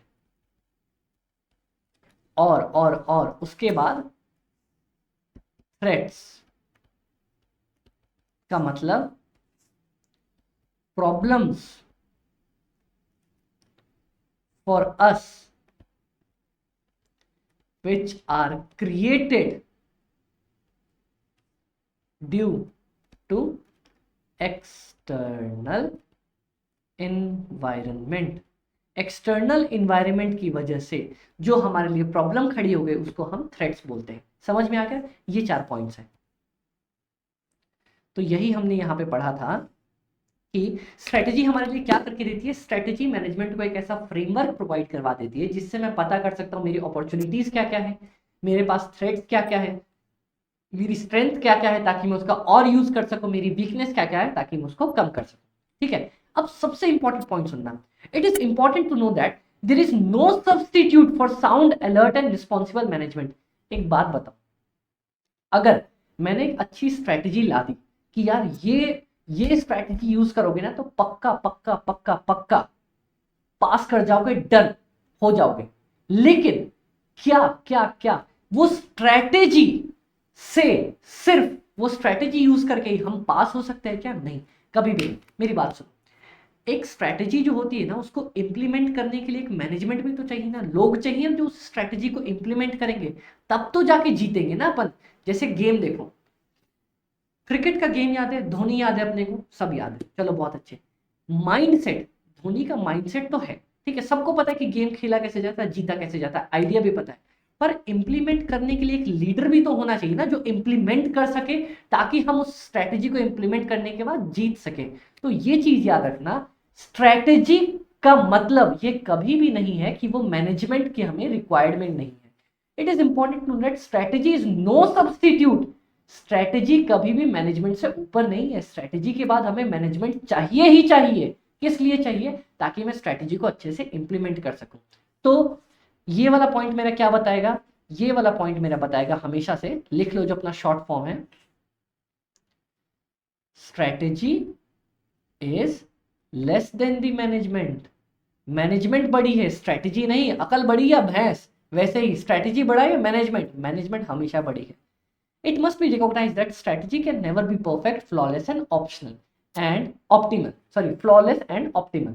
मतलब एक और चीज याद रखना, स्ट्रेटेजी जो बनाते हो जीतने के लिए, क्या उससे श्योर शॉर्ट सक्सेस मिल जाती? क्या जरूरी नहीं है हर एक स्ट्रेटेजी से जीत सके।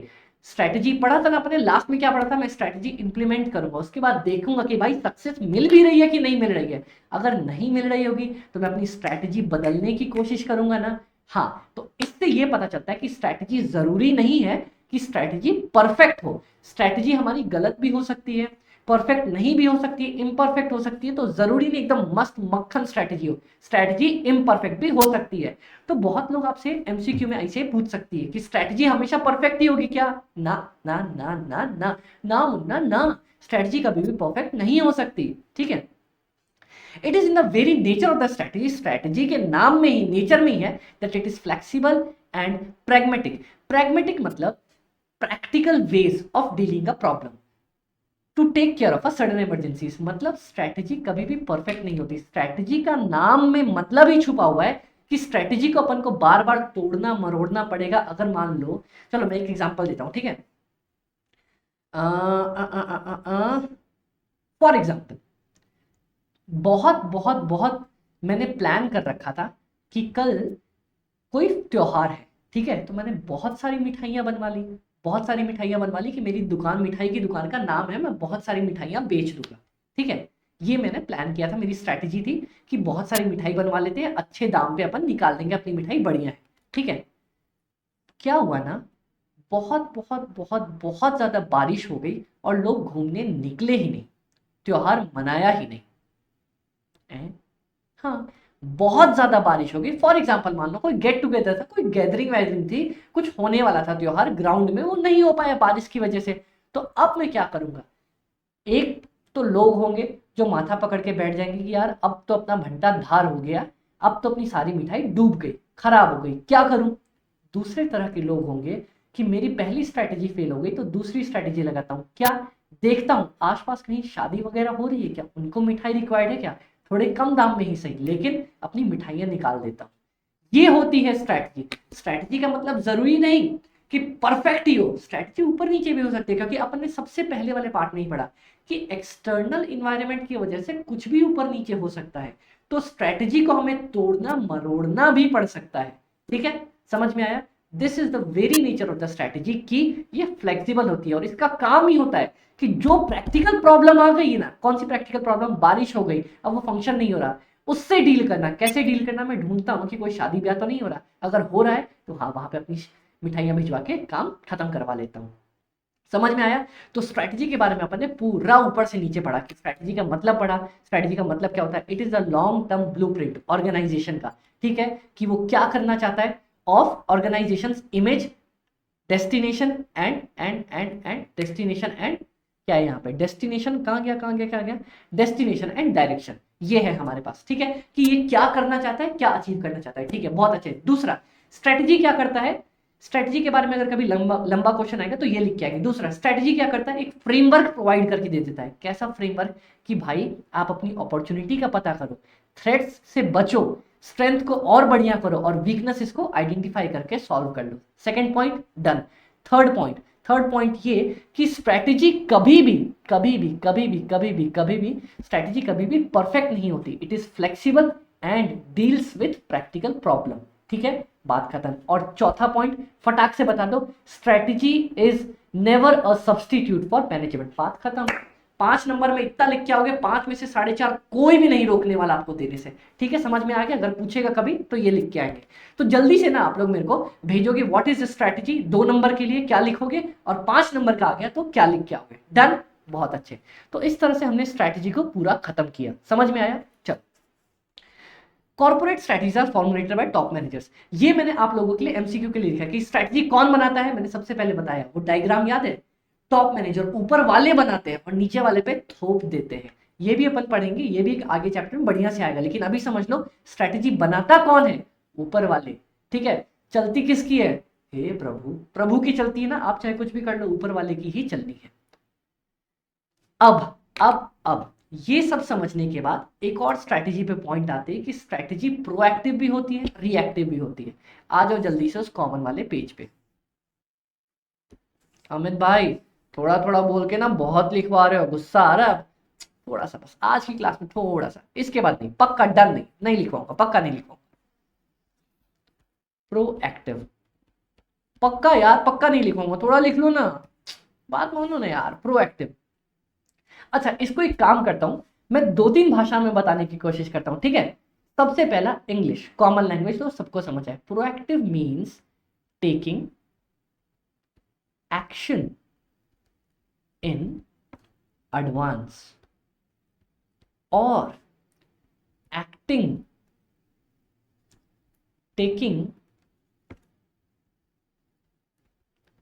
action before happening of an event। समझ में आ गया? प्रोएक्टिव। सबसे पहले English means we want to take an action before word सबसे ज्यादा इंपॉर्टेंट है।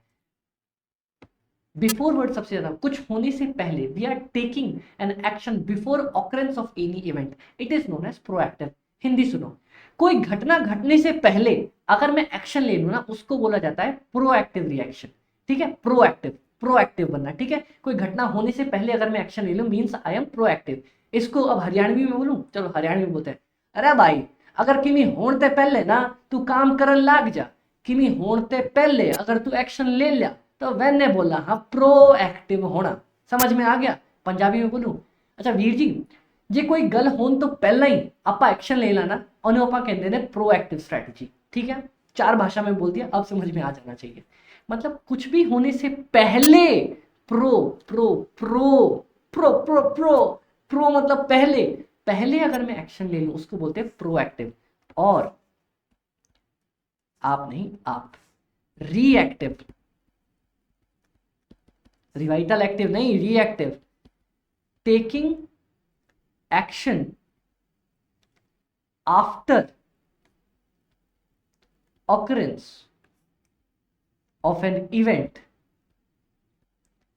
कुछ भी घटना घट जाने के बाद, चोट लग जाने के बाद जब हम एक्शन लेते हैं उसको बोलते हैं रिएक्टिव स्ट्रैटेजी। अब पछतात हो तो क्या जब चिड़िया चुग गई खेत, फिर भी अपन उसके बाद कुछ हो जाने के बाद जो अपन अपना रिएक्शन करते हैं ना, जो रिएक्टिव जो स्ट्रैटेजी अपनाते हैं उसको बोलते हैं रिएक्टिव स्ट्रैटेजी। रिएक्शन मतलब कुछ होने के बाद एक्शन करना, प्रोएक्टिव मतलब कुछ होने से पहले एक्शन करना। समझ में आ गया? डन। चलिए बहुत अच्छे। अब वापस आ जाते हैं हम अपने वाले पॉइंट पे। स्ट्रैटेजी का ना एक और बहुत ही अच्छा कैरेक्टरिस्टिक्स होता है। क्या? स्ट्रैटेजी प्रोएक्टिव भी हो सकती है, रिएक्टिव भी हो सकती है। मतलब प्रोएक्टिव और रिएक्टिव का मतलब तो अपन ने समझा ना कि एक्शन के बाद अगर कुछ करते, कुछ घटना हो जाने के बाद का एक्शन रिएक्शन, उससे होने से पहले प्रोएक्शन। ठीक है, स्ट्रैटेजी इज पार्टली प्रोएक्टिव और पार्टली रिएक्टिव। मतलब ये लिख लो, strategy equals to proactive plus reactive. एक कंपनी का स्ट्रेटजी मिक्स होना चाहिए, किसका? प्रोएक्टिव एक्शंस का on the part of manager to improve the company's market positions. मतलब एक बात बताओ, कोई भी घटना होने से पहले पहले पहले अगर मैं कोई एक्शन ले लेता हूं तो अपने लिए ही फायदा है ना। बताऊं कैसे? चल, मोदी जी ने बोला मेक इन इंडिया करना है अपने को, ठीक है, मेक इन इंडिया करना है। तो पता है मैंने सबसे पहले क्या किया? मैंने सबसे पहले मान लो मैं चाय बेचता था, ठीक है, मैंने सबसे पहले क्या किया ना, मिट्टी के कुल्हड़ों में देना स्टार्ट कर दिया। ठीक है, मोदी जी ने अनाउंस किया ही है और सबसे पहले कोई कुछ इंप्लीमेंट करता उससे पहले ही मैंने मिट्टी के कुल्हड़ों में देना स्टार्ट कर दिया। It is my proactive strategy. पहले से ही मैंने भाप लिया कि अब मेड इन इंडिया का बात आ गई है ना, अब लोग स्वदेशी पे ज्यादा ध्यान देंगे, तो लोग स्वदेशी पे ध्यान देते उससे पहले मैंने अपना काम स्टार्ट कर दिया। उसको बोलते हैं प्रोएक्टिव स्ट्रेटजी। ठीक है, समझ में आया? अब रिएक्टिव स्ट्रेटजी, कभी कभी क्या होता है ना, जरूरी नहीं कि मैं हर बार एक्शन पहले ही लेके बैठ जाऊं। कई बार होता है कि जब चोट लग जाती है ना, तब उसके बाद अपन संभलते हैं और तब उसके बाद एक्शन लेते हैं। जैसे मैं बताता हूं, मान लो मोदी जी ने मेक इन इंडिया अनाउंस कर दिया, सब लोगों ने कुल्हड़ में बेचना स्टार्ट कर दिया, लेकिन पता है एक दिक्कत आ गई। कुल्हड़ में जब हम पकड़ते थे ना चाय, तो वहां पे गर्म लगता था, ढंग से पकड़ नहीं पाते थे। मैंने ऐसा कुल्हड़ बनाया जिसको एक हैंडल भी दे दिया। अब क्या हुआ, मैंने लोगों के एक्शन होने के बाद अपना रिएक्शन लिया, पर ऐसा रिएक्शन दिया कि मैं लोगों को बीट कर गया। ठीक है, तो जरूरी नहीं हर बार प्रो एक्शन ही हो, बाद में भी अपन एक्शन ऐसा ले सकते हैं जो लोगों को बीट कर जाए। तो मेरी स्ट्रैटेजी कैसी होनी चाहिए? हर बार प्रोएक्टिव होनी चाहिए क्या? जरूरी नहीं है हर बार प्रोएक्टिव हो, हर बार मैं सब कुछ पता कर लूं, भगवान नहीं हूं मैं। ठीक है, वो डायलॉग नहीं सुना क्या, इतना चुभने लगा हूं सबको, छुरा तो नहीं हूं, जितना बताते हो मेरे बारे में इतना बुरा तो नहीं हूं। वो इंस्टाग्राम से ही देखा था मैंने आज सुबह सुबह, वो कोई आ रहा था टिकटॉकर। ठीक है, तो स्ट्रैटेजी मेरी दो तरीके की हो सकती है, प्रोएक्टिव भी और रिएक्टिव भी। एक बढ़िया स्ट्रैटेजी कैसी होती है? It is a blend of proactive and reactive strategy. तो इन चारों पॉइंट्स के बाद पांचवा पॉइंट्स क्या आ जाएगा? Strategy is a blend of proactive and reactive strategy. Reactions to unanticipated developments and fresh market conditions in dynamic business. मतलब environment तो बदलते ही रहता है ना, तो उसके बाद बदलते इन्वायरमेंट को देख के जो मैं रिएक्शन करता हूं उसको बोलते हैं रिएक्टिव स्ट्रैटेजी। डन, समझ में आ गया? बहुत ज्यादा अच्छे। अब as is evident from the figure ऊपर वाला से, current strategy flows from both previously initiated actions. मतलब जो मैं नई स्ट्रैटेजी बनाता हूं ना, ये लिख लो यहां पे, न्यू स्ट्रैटेजी क्या होती है? मिक्स ऑफ ओल्ड स्ट्रैटेजी जिससे मैं अच्छा परफॉर्म कर रहा था, old strategy which was performing good, which was performing good, मेरी वो वाली स्ट्रैटेजी जो अच्छा परफॉर्म कर रही थी, that business that are working well enough to merit continuation, as well as plus plus plus plus plus क्या? New strategies. किस वजह से? न्यू स्ट्रैटेजीज कहां गया, as well as newly initiated managerial decisions and actions that strengthen the company positions. New strategies as per new environment. मतलब जैसे ही environment और conditions, जैसे ही इन्वायरमेंट या कंडीशंस बदले, उसके साथ साथ जो मैंने नई स्ट्रैटेजी लगाई ना, वो दोनों जोड़ के हमारी स्ट्रैटेजी बनती है नई वाली स्ट्रैटेजी। समझ में आया? तो जरूरी नहीं नई वाली स्ट्रैटेजी सिर्फ नई हो, एक कोई पुरानी अच्छी मेरी स्ट्रैटेजी चल रही है, मैं उससे अच्छा कमा रहा हूं, तो उसको क्यों छोड़ना है यार। मेरे पापा हमेशा एक बात कहते, पता है, आते हुए बादलों को देख के कभी भी अपने घड़े नहीं फोड़े जाते कि बारिश तो होगी तो घड़ा फोड़ दो। नहीं भाई, घड़ा तो संभाल के रखो, वो तो काम आएगा। इसीलिए नई स्ट्रैटेजी जो होती है ना, पुरानी चलती रहेगी अगर वो अच्छा कर रही है, प्लस उसमें कुछ नया ऐड कर दो। ठीक है, समझ में आया? तो देखो मैंने पापा की नॉलेज यहां यूज कर ली। समझ में आ गया? बहुत ज्यादा अच्छे। 10 strategy partly is deliberative and proactive. Strategy मेरी प्रोएक्टिव है, standing as a product of management analysis and strategic thinking about the company situation. कौन सा प्रोएक्टिव, मतलब जो मैनेजमेंट सोच रही है कि यार मैं ऐसा एक्शन लेने वाली हूं, and its conclusions about how to position the company in the market place and tackle the task of competitor for buyers patronage. मतलब कि मेरी स्ट्रैटेजी जो होती है रिएक्टिव भी होती है और प्रोएक्टिव भी होती है। क्या सोचते हुए कि मैनेजमेंट को क्या लग रहा है कि मैं कैसे बायर्स का कॉन्फिडेंस विन कर सकूं, सपोर्ट को जीत सकूं, उनके सपोर्ट को जीत सकूं। स्ट्रेटेजिक थिंकिंग, मैनेजमेंट की सोच अबाउट द कंपनी सिचुएशन कि हम कहां पे हैं, and its conclusion about how to position the company, मैं कहां कंपनी को ले जाना चाहता हूं। ये दोनों सोच के जो हम स्ट्रेटेजी बनाते हैं उसको बोलते हैं अपनी फाइनल स्ट्रेटेजी। अब ये देख लो, however not every strategic move is a result of proactive planning and deliberate things that happen that cannot be fully anticipated। मतलब जरूरी नहीं है प्रोएक्टिव ही स्ट्रेटजी हो, स्ट्रेटजी रिएक्टिव भी हो सकती है। अभी अपन ने पढ़ा उसी को दोबारा 3-5 कर रहा है। तो अपने लिए क्या काम का चीज है, अपने लिए काम की चीज है ये वाला पार्ट कि strategy is partly proactive and partly reactive. कैसे, प्रोएक्टिव का मतलब ये, रिएक्टिव का मतलब ये, डन। बस उसके बाद ये वाला पैरा जो हमने पढ़ा, यहां से एज एविडेंट से लेके पैट्रोनेज तक, ये वाला पार्ट जरूरी नहीं पढ़ने का। यहां से लेके कहां तक पता है, ये वाला, डन, बात खत्म। अब देखो, crafting a strategy thus involves stitching together proactive or intended strategy and adopting pieces of successful reactions। मतलब फिर से वही बात, अरे आप नहीं भैया, प्रोएक्शन, प्रोएक्टिव को मैं क्या ये बोल सकता हूं, my old thinking about environment. मैं सोच रहा था कि यार इन्वायरमेंट ऐसा मूव करेगा, इसलिए मैंने ये वाली स्ट्रैटेजी बनाई। अब reactive strategy, new sudden change. क्यों, क्योंकि मार्केट अलग परफॉर्म करेगा तो मैंने अलग तरह की स्ट्रैटेजी बना ली। ये दोनों को जोड़ के मेरी परफेक्ट स्ट्रैटेजी बनती है। ठीक है, चलो। Strategy helps honourable complexity and reduce uncertainty caused by the changes in the environment. अगर अच्छी स्ट्रैटेजी होती है ना तो उससे आगे चल के अपने को दिक्कत नहीं आती, वो नीचे अपने को समझ में आ जाएगा। It also means to identify the existing problems. Strategy से एग्जिस्टिंग प्रॉब्लम भी पता चलती है, उनको सॉल्व भी कर सकते हैं। याद है स्ट्रैटेजी का अपन ने क्या देखा था, ये हमें 4 चीज बताती है, अपॉर्चुनिटी क्या क्या है, थ्रेट्स क्या क्या है, मेरी स्ट्रेंथ क्या क्या है, मेरा वीकनेस क्या क्या है। डन, चलिए। इसने यूपीआई का एग्जांपल लिया, पता है एग्जाम्पल यहाँ हर एक इंपॉर्टेंट पढ़ के चलना, क्योंकि एग्जाम्पल से ही उठ के वो केस सिनेरियो वाले जो क्वेश्चन बनाता है ना वो यहीं से बनाता है। देखो यूपीआई था, UPI has change the entire digital payment का landscape in India and has now gone global, a true example of made in India for the world.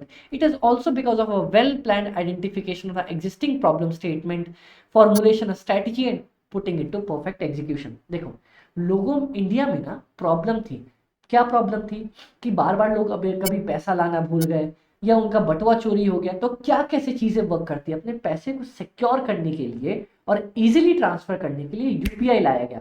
Problem क्या थी कि पैसे इजीली ट्रांसफर हो जाए, क्या आया उसके लिए, यूपीआई। परफेक्ट स्ट्रेटेजी बनाई, इंप्लीमेंट करी, डन, सक्सेस मिल गई। चलो एक क्वेश्चन दिखाऊं फटाक से। A ketchup brand making a healthier ketchup, एक अच्छा केचप बना रहा है विथ लेस शुगर, शुगर कम है उसमें। ठीक है, मैं काम करता हूं आंसर छुपा देता हूं। हाँ, एंड प्रिजर्वेटिव्स, मान लो इसमें शुगर कम है, प्रिजर्वेटिव्स कम है, to attract more customers by letting parents feel safe about kids consuming ketchup. देखो can this be called a strategy, क्या कहना चाह रहा है क्वेश्चन, ध्यान से सुनना, ऐसे ही करके आता है, सेम एग्जैक्टली आ जाएगा, ये पॉइंट लिख देगा, मैं बताता हूं इसके बाद क्वेश्चन कैसे आएगा। Can it be called a strategy, if yes explain, explain few points about it,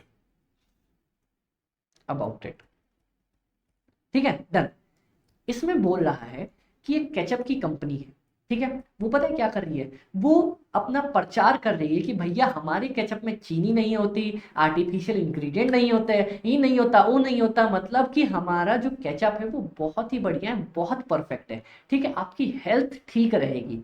तो बोलता है क्या ये स्ट्रैटेजी हो सकती है, अब मेरी बात सुनो ध्यान से। आप लोग आजकल देख नहीं रहे हो कि इंडिया में कुछ ज़्यादा नया चलन आ गया है कि हम लोग अपनी सेहत का ध्यान रखेंगे, हेल्थ इज़ मोर इम्पॉर्टेंट, बाहर का नहीं खाएंगे, अच्छा खाएंगे, इन चीज़ों पे फोकस है ना अभी इंडिया में। हाँ, इस केचअप ब्रांड ने यही देखा कि इंडिया में अभी अच्छी चीज़ों पे, घर की चीज़ों पे, घरेलू चीज़ों पे, साफ चीज़ों पे ज़्यादा फोकस है। पहले नहीं था, पहले इतना नहीं चल रहा था, पहले कभी आपने इतनी न्यूज़ नहीं सुनी होगी, अब चल रहा है ये। तो इसने प्रचार करना स्टार्ट कर दिया कि हमारा सेफ केचअप है, ये है, वो है, दिस है, दैट है, मतलब हम ऑर्गेनिक टाइप की चीज़ें हैं। तो इसने क्या किया, इसने पहले ही भांप लिया कि लोग अच्छा सेफ ऑप्शन पे जा रहे हैं और इस तरह से अपना प्रचार करना स्टार्ट कर दिया। तो it is taking action before before लोग धीरे धीरे अभी जा रहे हैं। ऐसा नहीं है कि लोग स्ट्रिक्ट हो गए हैं, लोग धीरे धीरे इस मोड में जा रहे हैं। इसीलिए इसने पहले ही एक्शन ले लिया कि मैं क्या करूंगा, अपना अच्छा प्रोडक्ट दूंगा। So it is a proactive strategy. देखो,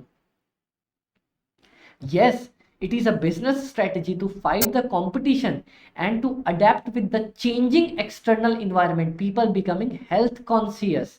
तो it is a proactive strategy कि मैं पहले ही कॉन्शियस होके, जो लोग कॉन्शियस हो रहे हैं, एक अच्छा सा अपना प्रोडक्ट बना देता हूँ। It is a proactive strategy. और उसके बाद अपने को स्ट्रेटेजी के बारे में जो 5 पॉइंट्स अपन ने पढ़े थे, स्ट्रेटेजी का डेफिनेशन, उसके बारे में पॉइंट्स कि ये प्रोएक्टिव और रिएक्टिव दोनों होता है। ये मैनेजमेंट को एक स्ट्रक्चर प्रोवाइड करके देता है, ठीक है। स्ट्रेटजी मैनेजमेंट से कभी बड़ी नहीं हो सकती, ठीक है, और स्ट्रेटजी कभी भी फिक्स्ड नहीं हो सकती, फ्लेक्सिबल है और परफेक्ट नहीं हो सकती। ये वाला पॉइंट बता देंगे, बात खत्म, अपना फुल में फुल नंबर आ जाएगा, कोई दिक्कत नहीं है। समझ में आया? ऐसे लिखते हैं आंसर, ऐसे लिखा जाता है व्हाट इज स्ट्रेटजी। एक स्ट्रेटजी पे हमने इतनी लंबी क्लास खत्म कर दी, ठीक है। तो अब जाके on an average I guess हमारा 1 घंटे से ऊपर क्लास हो गया और हमने सिर्फ और सिर्फ ये सीखा है कि स्ट्रेटेजी किसको कहते हैं। समझ में आया? फुल अपने को अच्छे से समझ में आया? कोई दिक्कत यहां तक? कोई दिक्कत नहीं है, चलो बहुत अच्छे। अब मैंने आपको चैप्टर के स्टार्ट में लिखाया था कि ये चैप्टर है स्ट्रेटेजी और मैनेजमेंट के बारे में, स्ट्रेटेजी के बारे में और मैनेजमेंट के बारे में। स्ट्रेटेजी के बारे में तो अपन ने इतने अच्छे से पढ़ लिया, अब मैनेजमेंट के बारे में पढ़े। चलिए ठीक है, 1 सेकंड में पानी पी लो, फिर अपन पढ़ते। आप भी सांस ले लो।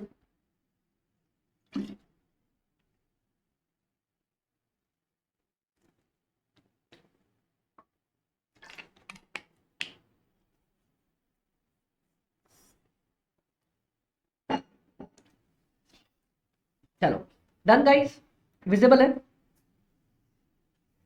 हाँ, अब विजिबल है आप लोगों को? परफेक्ट। अब थोड़ा ज्यादा सही है, बहुत अच्छे। अभी हमने स्ट्रैटेजी के बारे में सब कुछ खत्म किया, अब हम पढ़ने वाले हैं मैनेजमेंट के बारे में, क्योंकि स्ट्रैटेजिक मैनेजमेंट ही स्ट्रैटेजी और मैनेजमेंट से मिलके बनता है। चलिए management, what is management? Management का 2 मतलब होता है, सबसे पहले ही लिख लो। आओ यहां लिखवा देता हूं। एक काम करते हैं, सबसे पहले जो कोने में लिखते चले ना अपन, उसके अलावा सब कुछ क्लियर कर देते हैं। ये अपने काम का नहीं है, मैंने कटवा दिया है, ठीक है। ये आपको मैंने क्वेश्चन लिखने बोला था, व्हाट इज द स्ट्रेटेजी, आप लिख के दोगे मेरे को। एक हमने ये पॉइंट लिखा है, ठीक है। एक ये एग्जाम्पल लिखा है, मैं इसको एग्जाम्पल बता देता हूँ।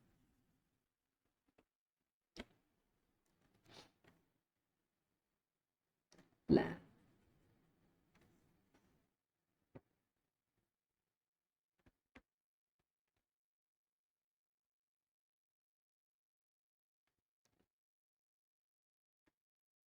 उसके लिए क्या करना पड़ेगा, तो ये अपना एग्जाम्पल हो गया,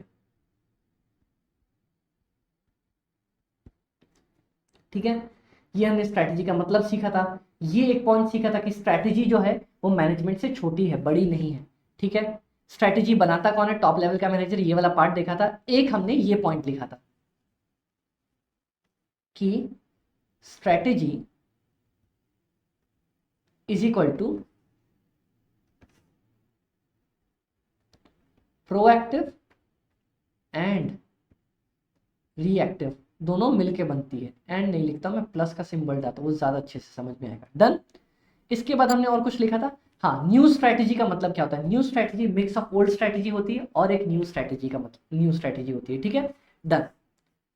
प्रोएक्टिव का मतलब ये अपन ने ऊपर समझ लिया था, तो इसको चलो ठीक है मैं छोड़ देता हूँ यहाँ पे, वैसे लिखने की कोई जरूरत नहीं।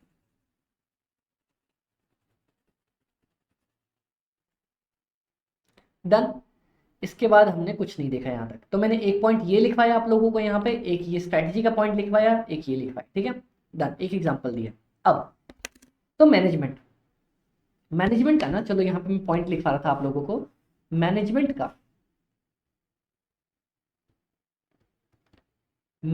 का दो मतलब है। कौन कौन से दो मतलब? सबसे पहला पीपल, दूसरा प्रोसेस। है भाई, क्या क्या क्या क्या क्या? अरे देखो यार, ये तो हमें भी पता है। मैनेजमेंट का मतलब क्या हुआ?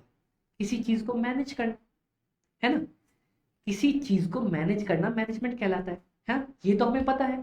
तो ये वाली तो डेफिनेशन पता है ना मैनेजमेंट की, प्रोसेसेस जिसके थ्रू हम मैनेज करते हैं उसको कहा जाता है मैनेजमेंट। समझ में आ गया? Processes to manage is known as, देखो, सेट ऑफ इंटर रिलेटेड। पहले ये वाला पार्ट पढ़ता हूं, बहुत लोग आपको पहले ऊपर वाला पार्ट पढ़ाएंगे, लेकिन पहले नीचे वाला part. Management means set of all the functions and process carried out by the management of the organizations। किस चीज के लिए? किस चीज के लिए? किस चीज के लिए? To achieve the objectives of the organisation. तो देखो, जितनी भी प्रोसेस या फंक्शंस इंप्लीमेंट किए जाते हैं अपनी ऑब्जेक्टिव्स को अचीव करने के लिए, उसको कहा जाता है मैनेजमेंट। अब बहुत बार सुना होगा ना, कंपनी की मैनेजमेंट जो है ना, टॉप लेवल मैनेजमेंट है खराब, टॉप लेवल मैनेजमेंट आए खराब है। कौन है टॉप लेवल मैनेजमेंट? वाह, कौन है ये आदमी? मैनेजमेंट मतलब जितने भी पीपल हैं, बड़े लोग, की ग्रुप इन द ऑर्गेनाइजेशन, वो लोग जिनका ऑर्गेनाइजेशन में मेन रोल है, की रोल है। आप और मैं जैसे छोटे आदमी नहीं, जो हम एम्प्लॉयज की तरह लैपटॉप पे बैठ के ठक ठक ठक काम कर रहे हैं, नहीं। कौन? जो बड़े लोग बड़े कैबिन्स में बैठ के डिसीजन ले रहे हैं ना, उनको बोला जाता है मैनेजमेंट। तो मैनेजमेंट के दो मतलब, कौन कौन से? पीपल, पीपल कौन से हुए? ए वाला पार्ट, और ये हुआ मेरा बी वाला पार्ट। तो चलो, it is used with the reference of key group in an organization. Highlighted वाला पार्ट ही पढ़ना है।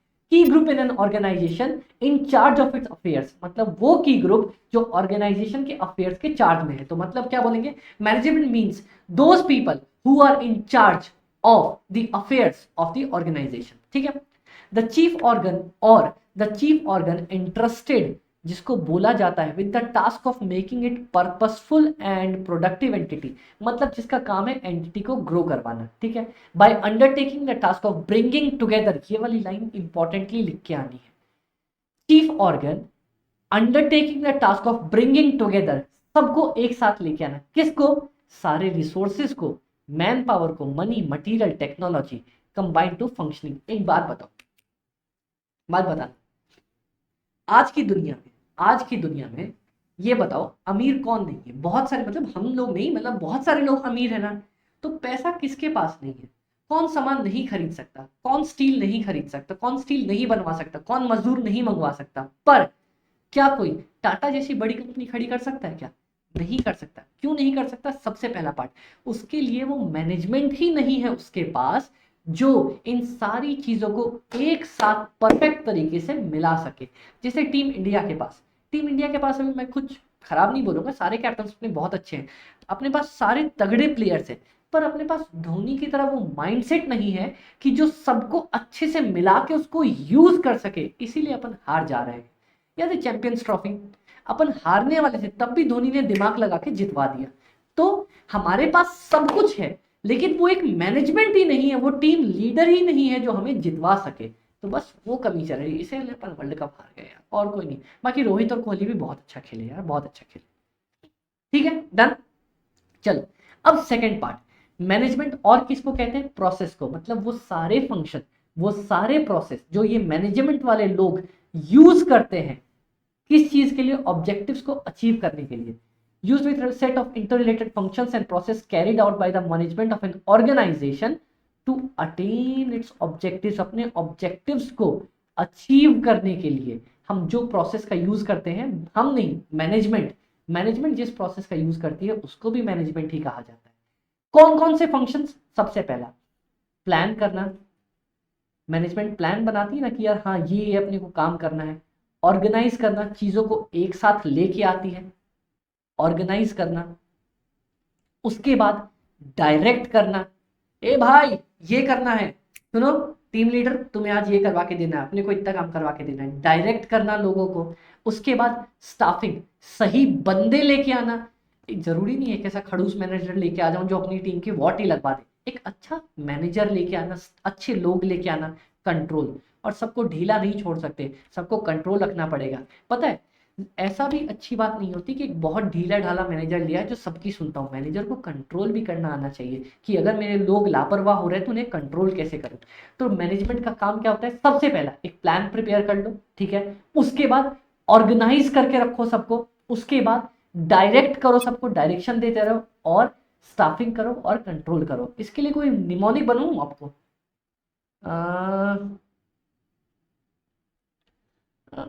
इसके लिए क्या बनाऊं मैं आप लोगों को, इतना प्यारी सी तो एक चीज है।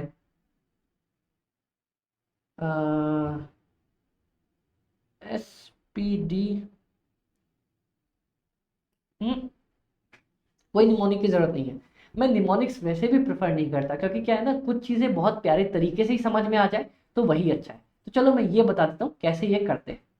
लो, सबसे पहले मैनेजमेंट सबसे पहले प्लानिंग करेगी। प्लानिंग कर लिया, इसने प्लान कर लिया, चलो मैं ऐसे बता दूं। चलो, प्लान कर लिया कि मैं कितने स्टाफ रखने वाला हूं, मैंने स्टाफ की प्लानिंग कर ली, ठीक है। अब इन स्टाफ को ना डायरेक्ट करना, डायरेक्ट करने के लिए डायरेक्शन, ठीक है। इन स्टाफ को डायरेक्शन करने के लिए ना, डायरेक्शन करने के लिए अपन ने एक ऑर्गेनाइजेशन खड़ी कर ली। थोड़ा अजीब सा हुआ लेकिन ठीक है। अपन ने, मैनेजमेंट ने सबसे पहले एक प्लान किया। क्या प्लान किया कि स्टाफ को लेके आना है, स्टाफ को लेके आ गए। याद करने की ट्रिक बता रहा हूं, प्लान किया कि स्टाफ को लेके आना है, ठीक है। फिर उनको डायरेक्ट किया, उनको कंट्रोल किया अपनी ऑर्गेनाइजेशन के अंदर। प्लानिंग, स्टाफिंग, डायरेक्शन, कंट्रोल, और हमारे पास ऑर्गेनाइजेशन। ऑर्गेनाइजेशन नहीं, ऑर्गेनाइजिंग, ऑर्गेनाइजिंग, ये वाले काम अपन ने कर दिए। तो कभी पूछेगा कि मैनेजमेंट के कौन कौन से फंक्शंस होते हैं, पढ़ा था ना अपने फंक्शंस जो मैनेजमेंट परफॉर्म करता है, तो ये 5 फंक्शंस है। तो ये भी लिख लो अपन यहाँ पे इसी के बगल में। डन। क्या इस पूरे पैराग्राफ से मैंने आपको सिर्फ ये 4-5 वर्ड्स लिखवाए। ये होते हैं कीवर्ड्स, ऐसे हाईलाइट किए जाते हैं कीवर्ड्स। आपने बहुत बार सुना होगा ना, कीवर्ड्स लिख के आना, कीवर्ड्स लिख के आना। अरे कीवर्ड्स ही हैं ये, यही लिख के आओगे तो अपने को नंबर मिलेंगे। अच्छा मैं एक और मिथ आपका बर्स्ट कर दूं यहाँ पे। चलो ये देखो, एग्जाम्स में ना, एग्जाम में अपने पास ऐसे में 5 नंबर का क्वेश्चन आने वाला है मैक्सिमम। मान लो मेरे पास 5 नंबर का क्वेश्चन आ गया, तो एग्जामिनर को कैसे मिलता होगा कि मैं कैसे चेक करूं? क्या उसके पास ऐसे बड़ा बड़ा बड़ा बड़ा पैरा लिखा होता होगा? बिल्कुल नहीं। ध्यान से सुनना ये मेरी बात। उसके पास 5 नंबर के लिए ना कुछ ऐसे 5 लाइनें आती हैं, 1 2 3 4 5, और नीचे लिखा रहता है कि अगर ये कीवर्ड्स लिख के एक्सप्लेन किया है ना, तब उसको 1 में से 1 दे देना, अगर खाली कीवर्ड्स लिखे हैं तो आधा नंबर दे देना। समझ में आया? ये वाला पार्ट समझ में आया? ठीक है। इसीलिए मैं आपको साइड साइड में कीवर्ड्स लिखवाता जा रहा हूं कि भाई ये तो लिख के ही आना, और इसको अगर आप एक्सप्लेन करके आ गए गलती से भी तो बस बात खत्म अपनी, उसके बाद तो कोई दिक्कत ही नहीं होने वाली है। ठीक है, समझ में आया? तो एक सेकेंड, ये वाला पार्ट है हमारा, ठीक है। अगर ये हम कीवर्ड्स लिख के आ गए और उसको हल्का सा एक्सप्लेन कर दिया, फुल नंबर दे देंगे। डन, बहुत अच्छे। अब हम कहाँ पे थे? यहाँ पे थे। तो हमने मैनेजमेंट का मतलब भी समझ लिया। अब बारी है दोनों को जोड़ने की। किसको जोड़ने की? स्ट्रेटेजी और मैनेजमेंट को। तो स्ट्रेटेजिक मैनेजमेंट मतलब strategy and management. Strategic management process is the set of activities that firm managers undertake to put their firm in the best possible position to compete successfully in the marketplace। मतलब strategic management का मतलब होता है ना, सबसे पहले management वाले लोग, मैनेजमेंट जो टॉप लेवल मैनेजमेंट होती है वो ऐसे प्लान्स प्रिपेयर करती है, ठीक है, ऐसे प्लान्स प्रिपेयर करती है कि अपनी ऑर्गेनाइजेशन को सबसे टॉप लेवल पे लेके जा सकूं। These are the set of the activities, activities strategy मतलब plan, activities that the firm managers मतलब मैनेजमेंट अंडरटेक, किस चीज के लिए, to put their firm in the best possible position, अपनी फर्म को बेस्ट पॉसिबल पोजीशन पे लेके जा सकूं। तो अपने को क्या याद करना है, अपने को सिर्फ और सिर्फ इतना वाला पार्ट याद करना है कि स्ट्रेटेजिक मैनेजमेंट का क्या मतलब। And complete successfully. Strategic management is made up of distinct activities. पता है स्ट्रेटेजिक मैनेजमेंट में कौन कौन सी एक्टिविटीज होती है? पहले एक चार्ट होता था, अब हट चुका है वो, बताऊं कौन सा? चलो देखो, स्ट्रेटेजिक मैनेजमेंट में सबसे पहला काम होता है, पहले ये पता करो भाई मैं आज कहाँ पे खड़ा हूँ, आज भी वही। हाँ, तो सबसे पहले ये पता करो कि आप अभी कहाँ पे खड़े हो, आप किस पोजीशन में हो, ठीक है। दूसरा, मैं कहाँ जाना चाहता हूँ, एक रास्ता, एक अपन जर्नी भी तो ऐसे ही प्लान करते हैं ना कि मैं कहाँ पे खड़ा हूँ, ठीक है, मैं यहाँ पे, मेरे को यहाँ जाना है, ठीक है। अब यहाँ जाने के कौन कौन से रास्ते हैं, कौन कौन सी डिफरेंट स्ट्रेटेजीज है, पैदल चल के चला जाऊं, बाइक से चला जाऊं, स्कूटी से चला जाऊं, सबसे बढ़िया वाली कौन सी है उसको अप्लाई करो और चेक करो क्या वो मुझे मेरे रास्ते तक ले जा रही है या नहीं ले जा रही है, ठीक है। तो ये डायग्राम में बने रहने देता हूं कि अपना सबसे पहला काम है फाइंड आउट करो where we are, second where we want to go, third different strategies कौन कौन सी अवेलेबल है, चौथा चूज द बेस्ट वन, और फिर से वही पांचवा चैप्टर ही आ गया अपने पास, चूज द बेस्ट वन, और फाइनली कंट्रोल करना, बात खत्म। तो स्ट्रेटेजिक मैनेजमेंट इसको बोलते हैं। स्ट्रेटेजिक मैनेजमेंट किसको बोलते हैं जल्दी से बताओ? Means all those activities which are used by the top level management to achieve the goals of the organizations, और किस चीज के लिए, टू compete और bring the firm in the best position। बस कौन कौन सा बात, सेट ऑफ एक्टिविटीज, हमारे लिए कीवर्ड क्या हो गया यहाँ पे, मैं कीवर्ड हाईलाइट करा देता हूँ, सेट ऑफ एक्टिविटीज और मैनेजमेंट और put the firm in the best position. बस इसके बाद एक लाइन और लिख के आ जाना, दो में से दो नंबर आ जाएंगे कि इट इंक्लूड्स फॉलोइंग एक्टिविटीज। कौन सा? Find out where we are now, where we want to go, what are different strategies available, choose the best one, apply, measuring and evaluating performance, यही चीज लिखी हुई है। डन? समझ में आया? यहां तक अपने को समझ में आया? कोई दिक्कत? हमने फुल प्यारे तरीके से देखा कि हमारे पास स्ट्रेटेजिक मैनेजमेंट का क्या मतलब है, स्ट्रेटेजी का क्या मतलब है, मैनेजमेंट का क्या मतलब है, स्ट्रेटेजिक मैनेजमेंट का क्या मतलब है, ये देखा। समझ में आया? अरे रुक जाओ भैया, समझ में आया? कोई दिक्कत? चलिए बहुत ज्यादा अच्छे।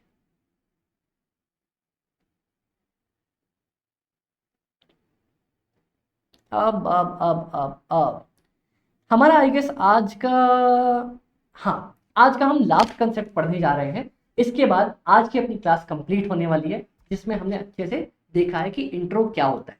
अब हमने ये देख लिया कि स्ट्रैटेजी किसको कहते हैं। स्ट्रैटेजी मतलब मेरा लॉन्ग टर्म प्लान। सोचो मैंने इस पूरे लेक्चर में कितनी बार ये पार्ट रिपीट कर दिया है ना, अब तो आपको भी याद हो गया। स्ट्रैटेजी मतलब लॉन्ग टर्म प्लान, मैनेजमेंट मतलब या तो लोग या फिर प्रोसेस जो मेरे टॉप मैनेजमेंट यूज करती है, ठीक है। और स्ट्रैटेजिक मैनेजमेंट किसको बोलेंगे? वो एक्टिविटीज जो मेरी टॉप लेवल मैनेजमेंट यूज करती है, किस चीज के लिए? अपनी फर्म को बेस्ट पोजीशन पे ले जाने के लिए, ठीक है। चलो अब स्ट्रैटेजिक मैनेजमेंट की इंपॉर्टेंस, लिमिटेशंस, पता है तीन चीज आएगी, तीनों में फर्क समझ के रखो। कौन सी तीन चीजें? इंपॉर्टेंस क्या क्या है मेरा, लिमिटेशन, या फिर प्रॉब्लम्स भी पूछ सकता है, और फाइनली मेरा ऑब्जेक्टिव क्या है। इंपॉर्टेंस का मतलब, इंपॉर्टेंस या बेनिफिट्स का मतलब क्या फायदा वो मेरे को देने वाला है, ठीक है। लिमिटेशंस या प्रॉब्लम्स का मतलब क्या नुकसान है उसका, और ऑब्जेक्टिव्स मेरा उद्देश्य क्या है, गोल क्या है। तो तीनों वर्ड अलग अलग है, तीनों का मतलब अलग अलग है, अलग अलग समझ के रखना, ठीक है। अभी हम पढ़ने वाले ऑब्जेक्टिव्स। तो स्ट्रेटेजिक मैनेजमेंट का मेन गोल क्या होता है? गोल, इंपॉर्टेंस ऑफ स्ट्रेटेजिक मैनेजमेंट अपन पढ़ेंगे, that is delivering superior returns. ये सब बकवास है। Essentially organiser perform the better competitors. देखो मेन काम जो भी है अपन पढ़ेंगे नीचे। ओवरऑल ऑब्जेक्टिव्स पढ़ लेते हैं। ओवरऑल ऑब्जेक्टिव्स, ये इसको लिख लो यहाँ पे, गोल। मैंने ये एक और पॉइंट लिखा है, गोल क्या मेन गोल है? To create the competitive advantage. चलो इसको तोड़ के पढ़ाता हूँ। कॉम्पिटेटिव मतलब कुछ ना कुछ कॉम्पिटिटर कंपटीशन से रिलेटेड होगा, ठीक है। एडवांटेज, एडवांटेज मतलब बेनिफिट, मतलब सबसे पहला इसका एक काम है, मेक अस बेटर। लिख लो, चलो इसको लिख लो, बगल में लिख लो, make us better than competitor. इसका सबसे इंपॉर्टेंट काम है कि हमें कॉम्पिटिटर से अच्छा बना के रख देगा। स्ट्रैटेजी का सबसे मेन ये गोल होता है। गोल जरूरी नहीं कि अचीव ही हो जाए, पढ़ा था मैं, स्ट्रैटेजी फ्लेक्सिबल है, जरूरी नहीं अचीव हो जाए, पर हाँ इसका मेन गोल ये है। और दूसरा, to guide the company through all changes in the environment. याद है अपन ने पढ़ा था कि अपने को अपॉर्चुनिटीज भी बताती है और थ्रेट्स भी बताती है। तो ये मेरे को चेंजिंग इन्वायरमेंट में से अच्छे से निकाल सकती है कि अगर अपॉर्चुनिटी है भैया जल्दी से प्रोएक्टिव स्ट्रेटेजी लगा के जीत ले, और अगर थ्रेट्स है तो उससे बच ले, है ना। ये इसके दो काम है। जल्दी से बता दो मेरे को, दो गोल कौन कौन से। सबसे पहला अपना मेन गोल है कॉम्पिटिटिव एडवांटेज क्रिएट करना, मतलब मैं कॉम्पिटिटर से भाग के आगे पहुंच जाऊंगा। आगे कैमरा से बाहर नहीं निकल रहा मैं। सबसे मेन गोल है कॉम्पिटिटर से आगे जाना। अपना मेन काम क्या है, फर्स्ट आना, जीतना, कॉम्पिटिटर से आगे रहना। मेन गोल स्ट्रेटेजिक मैनेजमेंट का कॉम्पिटिटर से आगे रहना, टू अचीव कॉम्पिटिटिव एडवांटेज। और सेकंड मेन गोल क्या है, सेकंड, कि जो भी परेशानी आए पहले ही बता दो, guide us through the changing external environment. जो external environment opportunities and threats आती है ना, पहले ही बता दो। यहां पे लिख दो, so to react in right manner, that is to make proactive strategy. देखा तीनों कैसे लिंक कर दिया मैंने एक साथ। इसका काम है प्रोएक्टिव स्ट्रेटेजी के लिए हमें गाइड करता है। अब समझ में, मैं प्रोएक्टिव स्ट्रेटेजी कैसे बना लेता हूं, कैसे मुझे पता चल जाता है, क्योंकि मैं स्ट्रेटेजिक मैनेजमेंट लगाता हूं। मैं स्ट्रेटेजिक मैनेजमेंट लगाऊंगा तो पहले ही पता चल जाएगा क्या अपॉर्चुनिटी है, क्या थ्रेट है, और उससे मैं अपनी प्रोएक्टिव स्ट्रेटेजी बना लूंगा। ये होता है, और इस तरह से पढ़ा जाता है स्ट्रेटेजिक मैनेजमेंट। जोड़ के कंसेप्ट को हमने क्या किया, कंसेप्ट समझे, सीखे, एग्जाम्पल भी लिखे, और साथ साथ कीवर्ड हाईलाइट करवा के बगल में भी लिखवा दिए, ताकि एग्जाम्पल से समझ में आएगा, कंसेप्ट क्लियर रहेंगे। लिख के अपने को ये वाला पार्ट आता है, नंबर भी आएंगे, समझ में भी आया, नंबर भी आया, फुल खुश। टेंशन किस चीज की, किसी चीज की टेंशन नहीं है, किसी भी चीज की टेंशन नहीं है, ठीक है। तो ये हमारा तरीका होने वाला है स्ट्रेटेजिक मैनेजमेंट को पूरे अच्छे तरीके से पढ़ने का। और आई रियली थिंक कि आप लोगों को मजा आ रहा होगा, क्योंकि अगर आपने अभी इस लेवल तक आप देख रहे हो ना, मतलब आप मेरे साथ अटैच्ड हो, जुड़े हुए हो। और अगर आप जुड़े हुए हो ना, तो जो मेरा टेलीग्राम चैनल है उसको ज्वाइन करो, 7903479393। ये मेरा व्हाट्सएप नंबर है, इस पे अपनी डिटेल्स भेजो कि अमित भाई मैं ये हूं, मैं आपका लेक्चर देख रहा हूं, आपका लेक्चर पसंद आया, नहीं पसंद आया, बुरा लगा, बेकार लगा, जो भी लगा, आप मुझे कमेंट फीडबैक करो। उसके बाद हम और इंप्रूव करने की कोशिश करेंगे। और अगर अच्छा लग रहा है तो fast fast fast fast fast की वेबसाइट पे जाओ, कोर्स परचेज करो, और साथ में अपन मस्ती से, प्यार से पूरी स्ट्रेटेजिक मैनेजमेंट खत्म करेंगे, सारे क्वेश्चंस देखेंगे। और लिख के देता हूं, लो फिर से, ये तो मेरा ट्रेडमार्क हो गया लगता है, मैं लिख के देता हूं कि क्वेश्चंस मैं नहीं, क्वेश्चंस आप सॉल्व कर रहे होगे। और अगर आपसे एक बार में क्वेश्चन लग गया ना, डन, अमित भाई की जीत वहीं हो गई। आपको याद करवाने का काम भी मैं करके दे रहा हूं, यहां पे लिख के आप लोगों को कीवर्ड्स। ठीक है गाइस, तो आई रियली होप आप लोगों को ये पूरा लेक्चर समझ में आया होगा, पसंद आया होगा। कुछ भी अगर दिक्कत होती है, अगर यूट्यूब पे देख रहे हो तो नीचे कमेंट कर दो, वरना मेरे टेलीग्राम चैनल पे और व्हाट्सएप पे मुझे पिंग करो और बताओ आप लोगों को कैसा लगा है। चलो गाइस, ऑल द बेस्ट, अच्छे से पढ़ाई करो, और जल्दी से जल्दी से जल्दी से मुझे मैसेज करो कि अपना बॉन्ड और स्ट्रांग हो जाए। Okay guys, bye bye, take care.